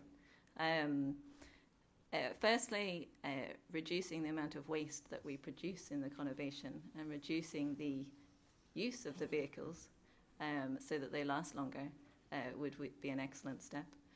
And then in terms of the vehicles themselves, unfortunately, there haven't been the funds that have been put through in the sort of the planning coming up to this stage, sort of over the last decade, for example, from the government or from local councils to invest in electric vehicles. So they are still very expensive, and we don't have the funding either. So we are proactively looking for sort of government funding or sort of pilot schemes where we can get a reduced price, so that we can look at advancing the ability to get more sustainable vehicles. But it is a significant issue for every local authority across the council. So for information, sort of a refuse vehicle can be 2 or 3 times the price of a standard one at the moment if you're looking to get an electric one, or a hydrogen fuel. Well, I don't know if hydrogen fuel cell ones are readily available, but so it's a lot of money, and we have a lot of vehicles that are at end of life. So over the next year, it's really about just continuing. Well, a lot of it is about continuing a service and trying our best. I don't know if you have anything additional to add. Yeah, hi. So, yes, as Councillor said, that the costs on the electric vehicles are currently, not only is it extremely high, but actually the availability is an issue as well. They are coming out on the market in dribs and drabs, but it's actually still early days, and we're very reliant on manufacturers to get behind. Yes, the hydrogen vehicles are a couple in the country, but again, until they get taken on board and bought en masse through councils and waste collection providers, an example, then the cost won't come down. But it's getting better, certainly on the small vehicle side of things, where the cars and vans are quite readily available, and we're starting to introduce them because as the numbers are coming through the marketplace, we're getting better discounts on them. Final point, Councillor. Yes, thank you, and I do accept that. Thank you very much. And in fact, I read a report only yesterday which suggested that by 21-22, the relative cost of getting an electric car only, will probably cross over with those fuelled by traditional resources. So that's great. But my question really, I think what Councillor Rice was saying, and maybe she can correct me if I'm wrong, was although we would like to green up the fleet, at the moment the finances just aren't there to be able to do so. Is that the case? But my real question was, how much do you believe that we should be prepared to spend in excess of what it would cost to have less sustainable vehicles, and what sort of benefit would you see in carbon terms, in other emission terms, would be right to spend, say an extra £1 million of council taxpayers' money? Councillor Rice. Well, I think it's a pretty impossible question, actually, if you're looking for a very specific amount of money. But to get to that situation, then we need to start looking at our economic models and valuing social, sort of the social economic benefit of reduced air pollution, for example, from these vehicles. And if we're looking at reducing the amount of waste that we have, full stop, and that actually means that we can go from huge refuse vehicles to much smaller vehicles, then you're also looking at the safety of everybody on the streets in terms of road accidents and that type of thing. And so it's really about, for me, it's about looking at our the whole way that we value the environment and our economic systems. So it's not a simple question to answer. Thank you. Councillor Bartlett. Thank you, Chair. I understand that we contractualise some of our recycling services, so the subcontractor effectively provides the waste vehicles for the collection service. So this £4 million, does that assume that those kind of arrangements will continue, or is there a need to buy additional vehicles because we're going to change the way in which we deliver that part of the service, bearing in mind that these waste collection vehicles are hugely expensive and probably wouldn't need many of them to eat into this £4 million. So, you know, can you give us an idea? Is that £4 million based on... Sorry? Councillor Rice. I will let an officer answer that. I don't know if you've decided who's going to answer it. Sorry, Larry. Sorry. If I may. It's probably, just to reiterate, this is very much around a transition period. So the initial sort of funding that is going to be requested is to make sure that services sort of just stay on track, just stay on the road, as it were. So in terms of any particular contractual arrangements at the moment, this is just based on services as is, and those contracts sort of continuing at this particular point in time. Obviously, going forward with numerous contractual arrangements, whether that's with Dorset contracts coming back in-house as of the 1st of April, all those will be looked at on a case-by-case sort of process.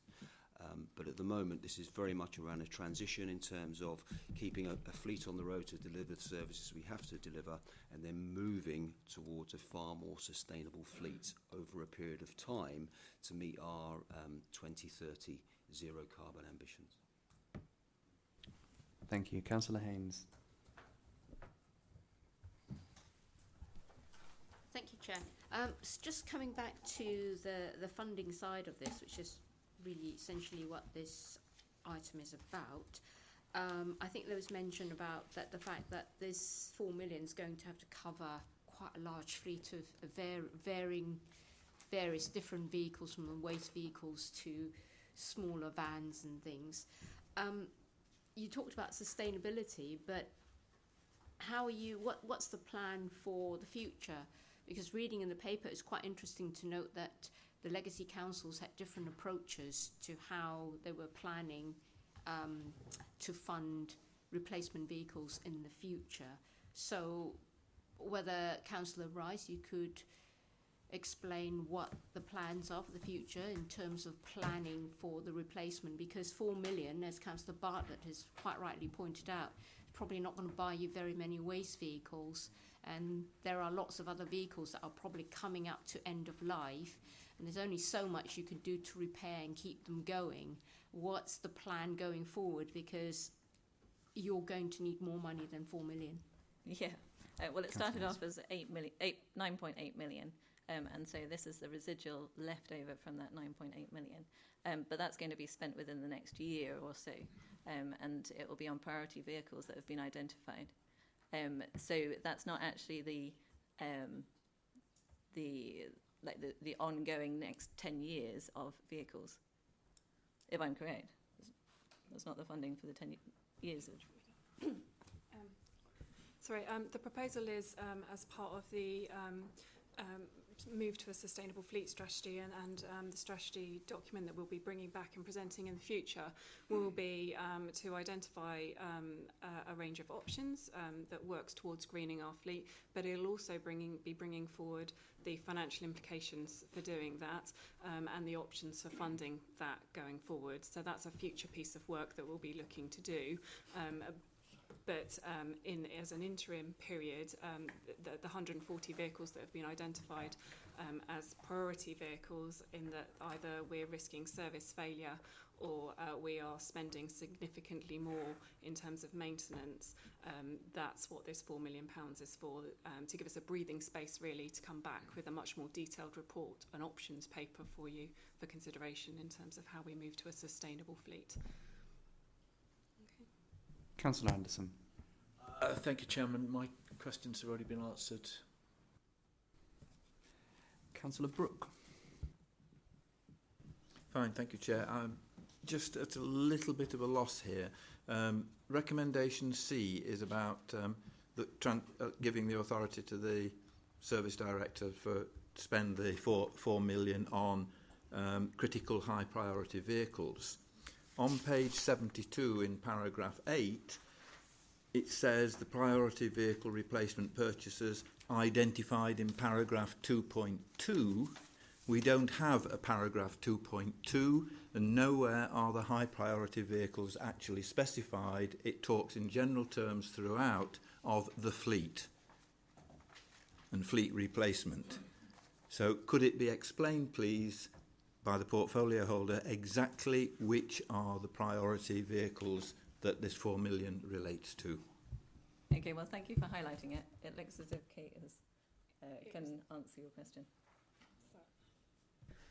Apologies. Reference to 2.2 is an error on my part from an earlier draft when it was a decision was taken to put the detailed list of vehicles into a background paper, which we can provide should you wish to view. It would have been. Councillor Brooke. If I may, Chair, since we're talking about spending the money on the priority vehicles and recommending to Cabinet about the permission, I think it would have been useful to have actually had that list of priority vehicles available to us. Well, thank you very much for highlighting it, and the purpose of overview and scrutiny is to be able to bring up these type of things. So thank you, and we can get it to you. That's great. Councillor Nicola Green.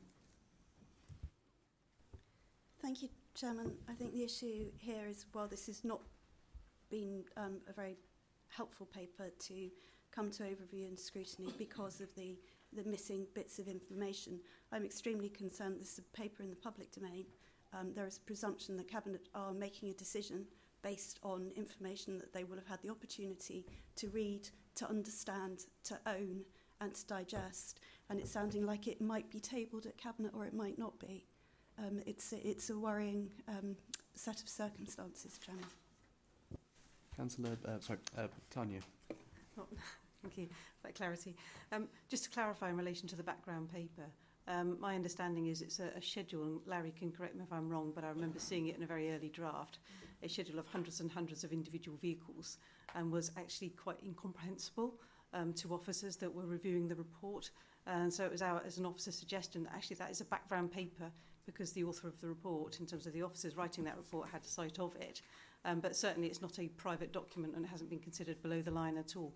So if members think it would be useful, then that's a background paper that can be available and can be in the public domain. But I have to say, as a reviewer of that report, and I'm sure the other members of Corporate Management Board will agree, it didn't actually assist in reaching that. So I just wanted to sort of allay any fears really amongst this board on that part. There's certainly no intention to withhold any information from members of this board or from other members.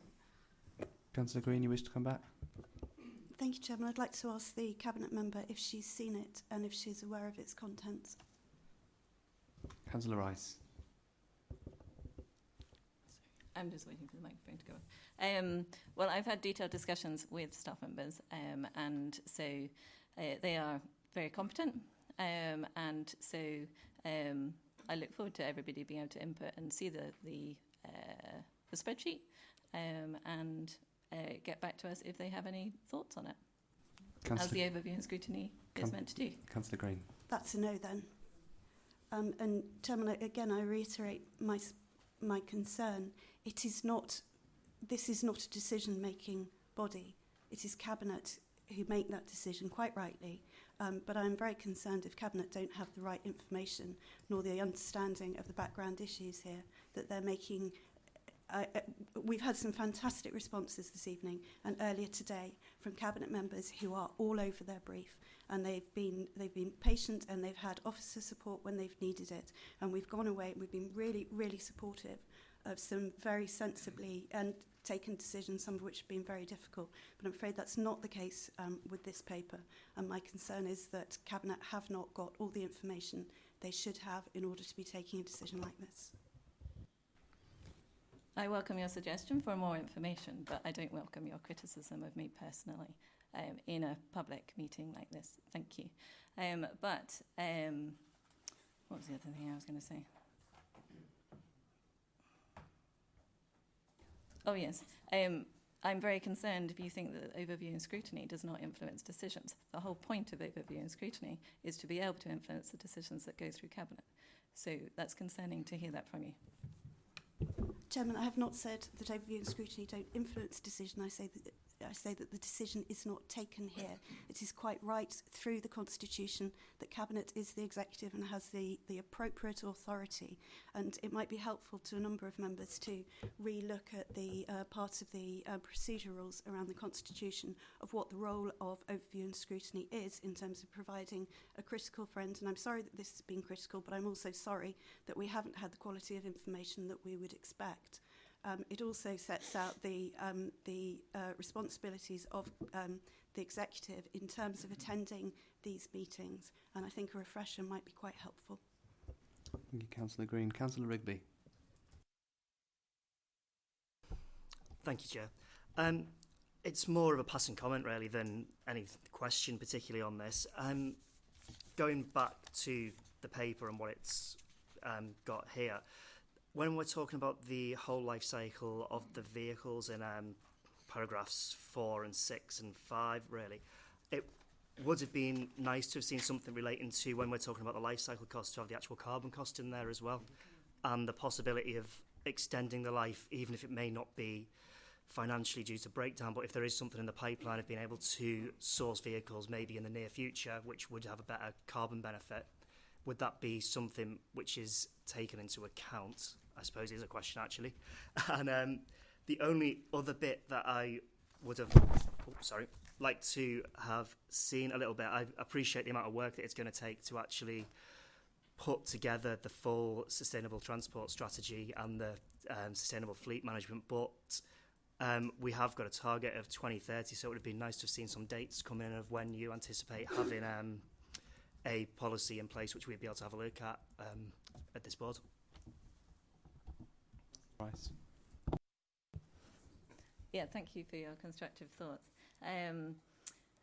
There was some stuff in the BCP local plan on the carbon footprint, like the carbon graphs, which demonstrated sort of more towards the 2030 end, that transport implications of the council fleet were improving, and that was to do with the BCP's the fleet replacement strategy being able to be introduced much more thoroughly by the end of the 10-year period. But I agree, it would be great going forwards, and it's brought up in many, many meetings about having a carbon budget as well as economic budgets. Councillor Iyengar. Thank you. I'll try not to repeat what others have said, because I think that especially the last two speeches have sort of taken some of what I was going to say. This is probably got, I get a sinking feeling this is probably going to go through on just the pure fact it's needed to replace the current fleet as is, and we can't not have bin collection. I think probably everyone would understand that. But therefore, the sort of the contexting of this paper then hasn't done me quite right, if I may. I'm reading into this, and I'm not trying to be quirky, but the word sustainable has now got two meanings we've established in here. What it clearly means in here is sustainable as in keeping the current operation going.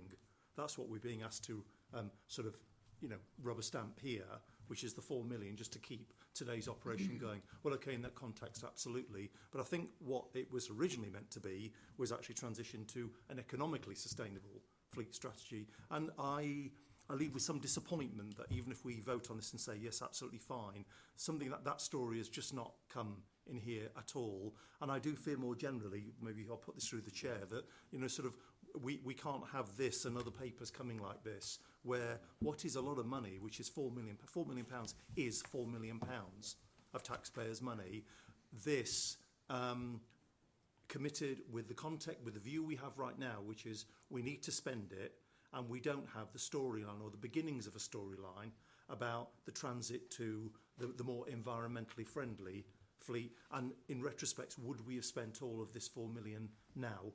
We won't know. We're going to commit it. Okay? Councillor Rice. I'm not sure I got everything, but I agree that using the word sustainable is often confusing. When you're talking about environmental sustainability and traditional economic sustainability. But there are two different aspects to this. So there's the short-term £4 million spending, which is over the next year to year and a half. Is that correct? Yes.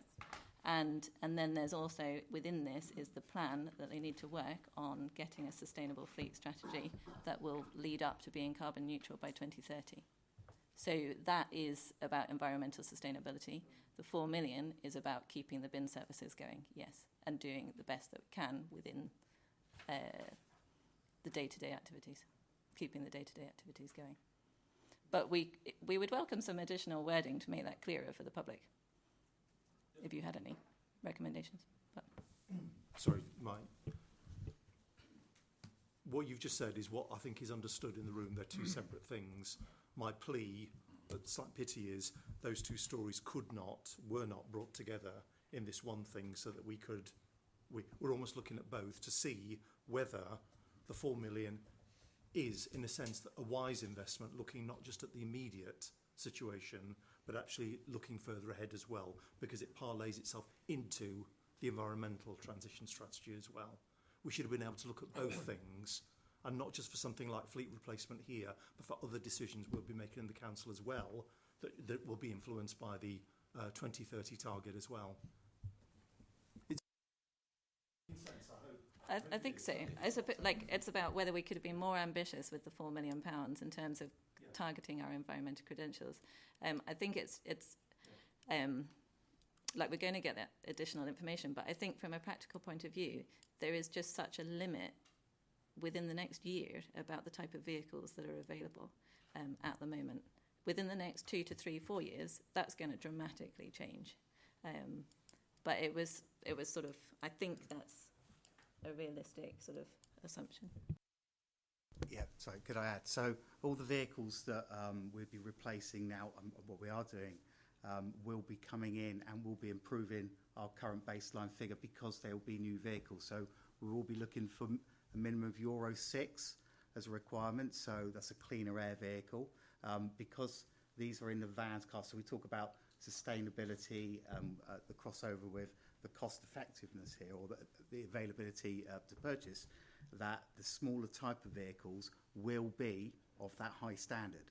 It's when we start looking at the bigger fleet here, where we've mentioned earlier that the refuse vehicles, as an example, are twice as much money. That's the only part in this equation. But as we move past the 18-month period, the technology is moving quicker. The longest fleet replacement strategy will look ahead at that technology and how that comes in, which is when, again, the new funding streams will come on, how we can look at how we can fund that for the 10-year period. Thank you very much. Councillor Bartlett. Thanks, Chair. The strategy, the interim strategy towards a sustainable fleet, does that include looking at different options for either leasing or lease purchase or whatever, or renting, or or is it is it you're going to go and buy them, because I know that we have a large fleet, I think, which is leased at the moment, isn't it? No, okay. No, so the majority of the fleet is outright purchase. We've done lots of modelling over the years about actually what's cost effective, and when you have an in-house facility as good as we have, that actually we've got good buying powers for our procurement team. All the models have showed that actually it's cost effective to do it, and of course you get service advantages. We're there to fix the vehicles as they break down, to prioritise the frontline services and not to prioritise making money on the back of repairing vehicles. However, I think as we look for the longer term strategy, when we start looking at the costs of the bigger vehicles, we'd reopen those options. We still do model the lease options every now and again when we go for a procurement exercise to check, but specifically when the technology is starting to become so far advanced and so technical, actually sometimes a lease contract hire arrangement can be worthwhile doing. Thank you.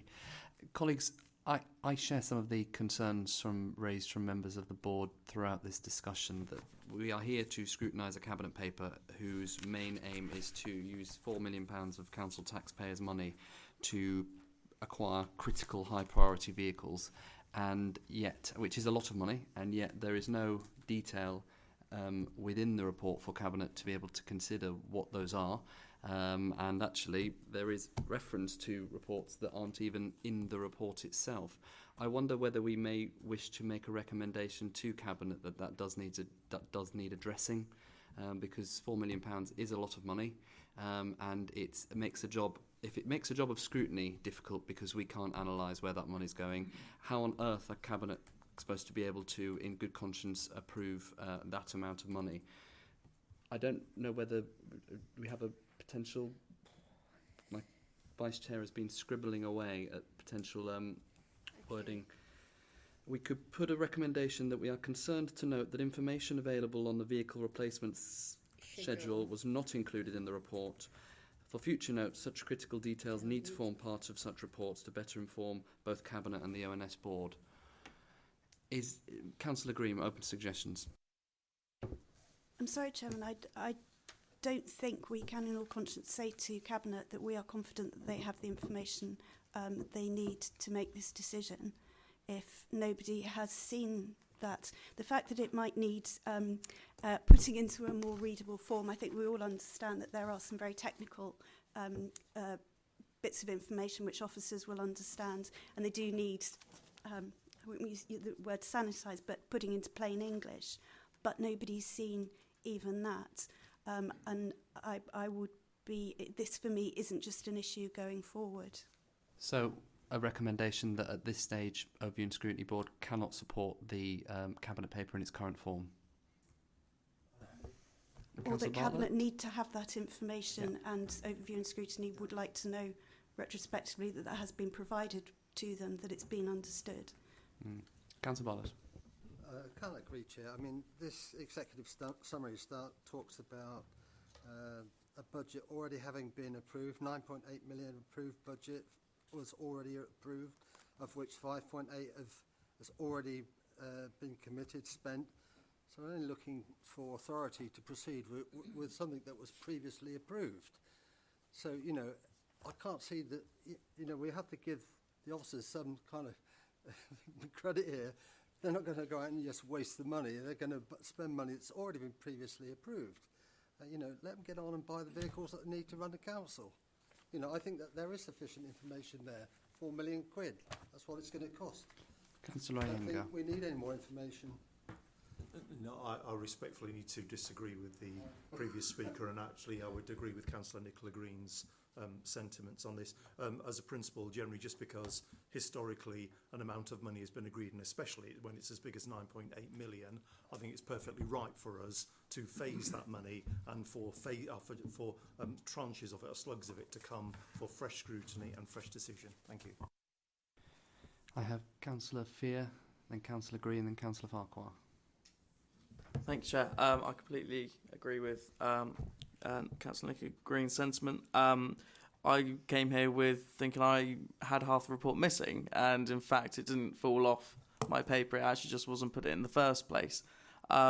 Even down to the fact that through going the report that I did have, we've had words such as more work is required, further report will seek, and we've got to the point where the Cabinet member doesn't know of the vehicles as such. We haven't been presented with that. Granted, from Tanya, I appreciate those sentiments, but still bringing those information as a pragmatic Cabinet member would have looked at these points and thought, this is information that could be clarified at ONS, then that would be able to support the case at Cabinet and support my case as Cabinet member at Cabinet.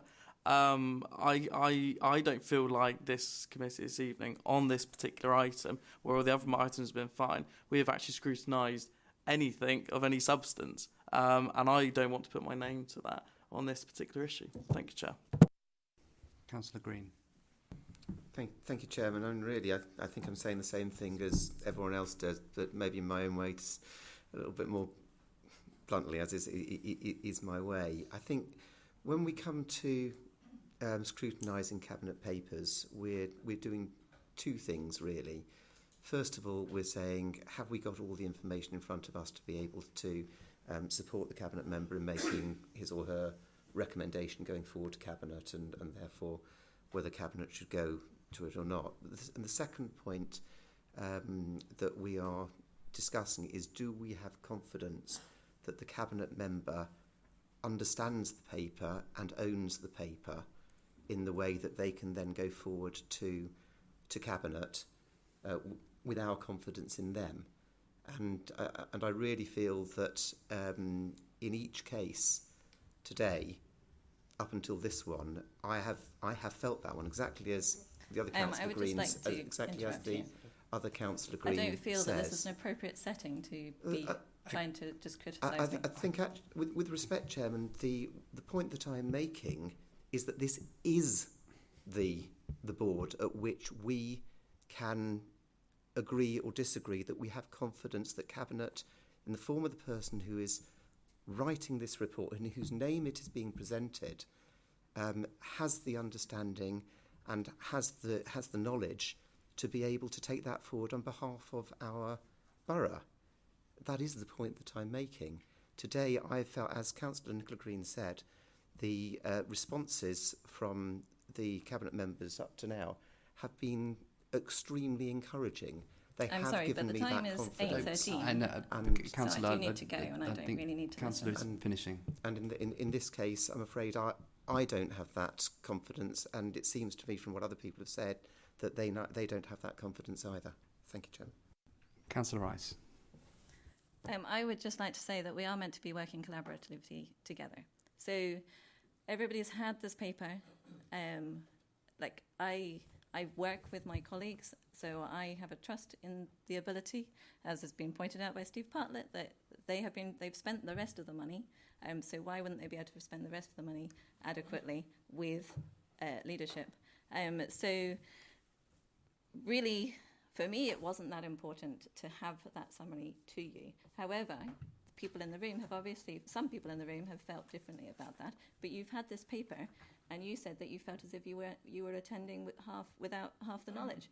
You are able to ask us for more information prior to attending this meeting, so that we can answer all your questions when we have the experts in the room. So I just welcome you to take that initiative in the future. I would also like to highlight that apologies that this meeting is only 2 days before Cabinet meeting. That is not ideal, and that is changing over the year to come. So that if there are, like obviously today, we can't realistically expect you all to be able to look at a spreadsheet tomorrow in order to then feedback for Cabinet on Wednesday. But in the future, that shouldn't be so much of an issue, but we welcome you to highlight this issue before coming to scrutiny. Thank you. Councillor Farquhar. Thank you very much, Chair. There's been a proposal to not support this paper. Might I make a... Actually, I don't believe we've had a recommendation. I think that was I think that's what we were discussing just now. No recommendation, but by all means, if you wish to put a recommendation forward. My recommendation is that, because of the discussion that we've had here, is that we pass this paper up. We burn through £2 million a day just providing services as normal. This fleet replacement has already been approved. My recommendation is that we recommend that point A and point B is not discussed or debated at Cabinet, and the £4 million for the necessary fleet replacement to keep the frontline fleet on the road until such time as it can come back to talk about the sustainable thing. But what I'd like to say, for the risk side of things, which we're looking at here, the risk is where is the money coming from to develop a rational and long-term BCP sustainable fleet strategy. This is the red herring here. Two have been mashed together. This should have never come before us. It's £4 million for a fleet replacement. Let this paper go and make a recommendation that point A and point B come back in its own paper and how it's going to be financed. But my recommendation for this paper to finish this evening is that we let it go forward with our approval, but we recommend that A and B are scrubbed. Is there a seconder for that recommendation? Councillor Rigby, any debate on the recommendation? I will start. If I actually do agree that there are two issues here. The title transition to a sustainable fleet strategy is really covered in the we want to develop one. So that is something that probably shouldn't have been in the title. What this paper is about is the £4 million for the high priority vehicles. I think the point that colleagues have been raising throughout the meeting is if you're going to write a report saying we want to use £4 million for vehicles and you reference reports for those vehicles, that should be in the report. I think it is literally as simple as that. But we do have a recommendation that is proposed and seconded. Councillor Rice, you wish to speak? Yeah, I don't think I have an issue with that. I'm just not sure whether it is really useful. Like, obviously, the wording has been a bit confusing, and the fact that it's just that we do need to get on and create a policy for long-term BCP sustainable fleet strategy. So if we have it in here, then that gives the officers permission to go ahead and start doing that work. Otherwise, they'll just have to bring it to another cabinet member, to another cabinet meeting. So I agree that the wording's not great, but I don't know whether it's necessary to sort of split it. Councillor Mike Green. I don't know whether you have any. Could I just add just to Councillor Rice's comments there? I guess in terms of the wording, it has been quite tricky for officers to actually develop this report, because we are very, very aware of this imminent critical need to replace the current fleet. But obviously, with the declaration of a climate emergency and the move towards zero carbon by 2030, I think both officers and portfolio holder actually wanted that reference towards moving towards a sustainable fleet strategy. Officers have begun, obviously, their thought process around this strategy, and very much we'd be looking by the end of this year to come forward with, if you like, a strategic document to use that centralised budgets going forward for a sustainable fleet strategy. Just one other aspect I just wanted to flag, that there are other influences around how that strategy is developed in terms of government consultation around waste arrangements, that there's such a change in landscape at the moment in terms of waste, that going forward the fleet requirements could look very, very different to what they do today. So I just wanted to make that point. And also, we are talking currently of a fleet in the region of around about 750 vehicles. So there's a lot of talk, rightly so, on ensuring that bin collections don't fall over, etc. But we are talking around the whole of the council fleet and centralised budgets moving forward in terms of that context. Thank you for the clarity, Mr. Austin. Councillor Green. Thank you, Chairman. I wouldn't support the move put forward by Councillor Farquhar on this for the simple reason that actually I would like to endorse the development of a rationalised long-term BCP sustainable fleet strategy. I do acknowledge the financial impact on the varied approach to the fleet replacement by the legacy councils, and I do recognise that money needs to be spent, because I know from my experience that we have so many vehicles which are at end of life. I therefore reluctantly say that I believe that we should recommend that Cabinet adopt these recommendations in full, and I say it reluctantly because I'm having to do so from my knowledge of those really outstanding officers who will have been involved in this.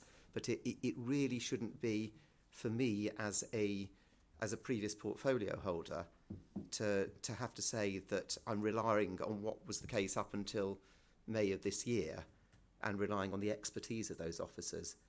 I am prepared to do so, but I think that lessons should be learnt going forward, that portfolio holders need to have a better understanding and to be able to convince us that they have that understanding and that knowledge.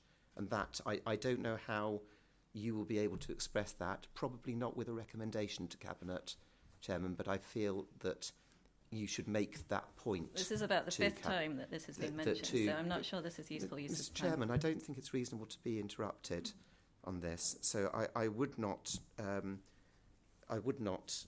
support that recommendation. I would support the paper as a whole going forward, the recommendation. Councillor Green. Councillor Brooke. Fine, thank you, Chair. As I, in a way, initiated the whole of this discussion that's gone on by raising the lack of information in the report, my issue was more about the quality of the report than it was about the recommendation of spending the 4 million. That, to me, is as Councillor Bartlett has made reference to, already 5.8 million has been spent. I don't recollect seeing any of that 5.8 million specified in any of the reports that have come to us. Consequently, it's much more an operational aspect than it is anything else. So, personally, I would want to go ahead with all three recommendations in the report, and I support Councillor Green on this. But I think we do need to make it very, very clear that papers have got to be sufficiently clear in the way they're presented, that those sort of issues over specific information and policy, if you like, or strategy are separated out or expressed in such a way that we can understand the whole thing. There's virtually nothing on item B, recommendation B, in this particular report. So, and we haven't spent any time discussing the first item either on this. We've gone straight into spending the 4 million. Therefore, if that was what the report was about, that's what it should have been about. So my issue has been much more about the report than what the report is asking us to, if you like, support. So, as I say, I would prefer to support all three elements on this, with a proviso that Cabinet are presented with a summary list of the vehicles that they are wanting to replace. Thank you, Councillor Brooke. We do have a proposed recommendation on the table. Is there any more debate about this proposed recommendation? If not, I will take it to the vote.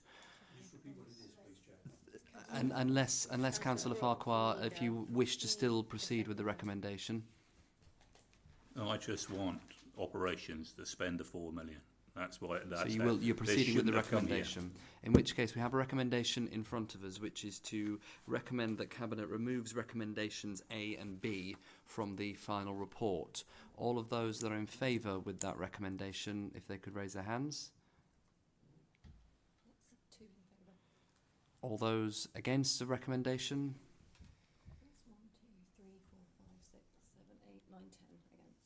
And any abstentions? 2 abstentions. Fine. In which case, are there any further comments or recommendations for this report? I am more than happy, as the board chairman that does go to Cabinet anyway, to take forward the sentiment of the discussion, particularly around the requirement for information to be included, without that being a formal board recommendation, if the board wishes to go down that road. But I'll take any further comments. Councillor Fear. Thank you, Chair. Just a brief comment. I'd just like to agree with Councillor Brooke. It was about the report set out, not actually the issues we were debating. And with the calibre of officers that we have, does instill confidence in me. So I will support all three of these points. Thank you very much, Chair. I'm feeling that we're drawing to a conclusion. Councillor Lawton. Can I suggest that we recommend and we accept the report in full? I understand entirely, and having worked with Mr Austin in the past, I have complete faith in Mr Austin. I understand his dilemma and the officer's dilemma in compiling this report, and we therefore move ahead and just vote on it. I accept Councillor Brooke and I accept Councillor Green's comments that it is shortcomings within the report, but we either continue the service or we come to a standstill. And although it's not highly advantageous to report, we have to accept it as it stands. Thank you. So in the spirit of moving forward, do I have the board's informal nod to proceed on that basis without a formal recommendation? So thank you very much indeed. Thank you to the Cabinet member and officers very much. Bit of information. It's just that there seems to be a difference between Bournemouth and Poole, as well as how this has been done in the past. So, because of the way that the strategies were done, this is a brand new overview and scrutiny board.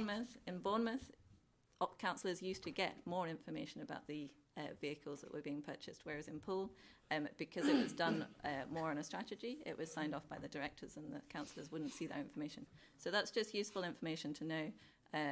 But I'm now fully aware that overview and scrutiny wants as much information as possible. There is an expectation. We are one of the almost the 10th largest authority in the country with almost a £1 billion expenditure. The Cabinet member's role is very important, and we that is why the overview and scrutiny method has been to challenge critically but positively the Cabinet members to make sure that those critical roles are being fulfilled correctly. But thank you very much for your time. We will move on to the final item, which are the future meeting dates. As has been alluded to throughout the course of the meeting. At full council, the last full council, we did approve the calendar for future meetings for all of the meetings in the council, and that is from May onwards, I think. And it had been agreed that we would go for the two meetings per month model for overview and scrutiny, as agreed with the leader and chief executive as well. Although that is formalised only from that date, I think the expectation with the amount in discussion with the leader of cabinet items that are coming forward, that although that is only formalised from May, that is something that we will take forward from now on, essentially. So just to give prior notice that the next meeting that we have on the 10th of February will be like this, two meetings, except a 2 o'clock meeting and a 6 o'clock, and that will be very much the pattern going forward, particularly as we discussed in the forward planning earlier on. We've already got a number of items on that, as well as the final iteration of the budget, which I'm sure we'll want to explore, although we have seen a good part of it now. There's also one thing to let the board know. There was also an agreement in a separate meeting we had with the leader and chief executive, as Councillor Rice alluded to, that from March onwards that we will be looking at bringing there may be some changes of the dates, because we're trying to have a 10-day period between the Overview and Scrutiny Board and the Cabinet, so we'll get the papers 10 days before, and that will enable any minor or even major amendments that we may notice to be hopefully positively incorporated. And I think we've seen from tonight that could well be a very fruitful exercise. If there are no further points for the board, in which case I will conclude the meeting at 29 minutes past 8. Thank you very much for your time, and to members of the press and public as well. Good evening.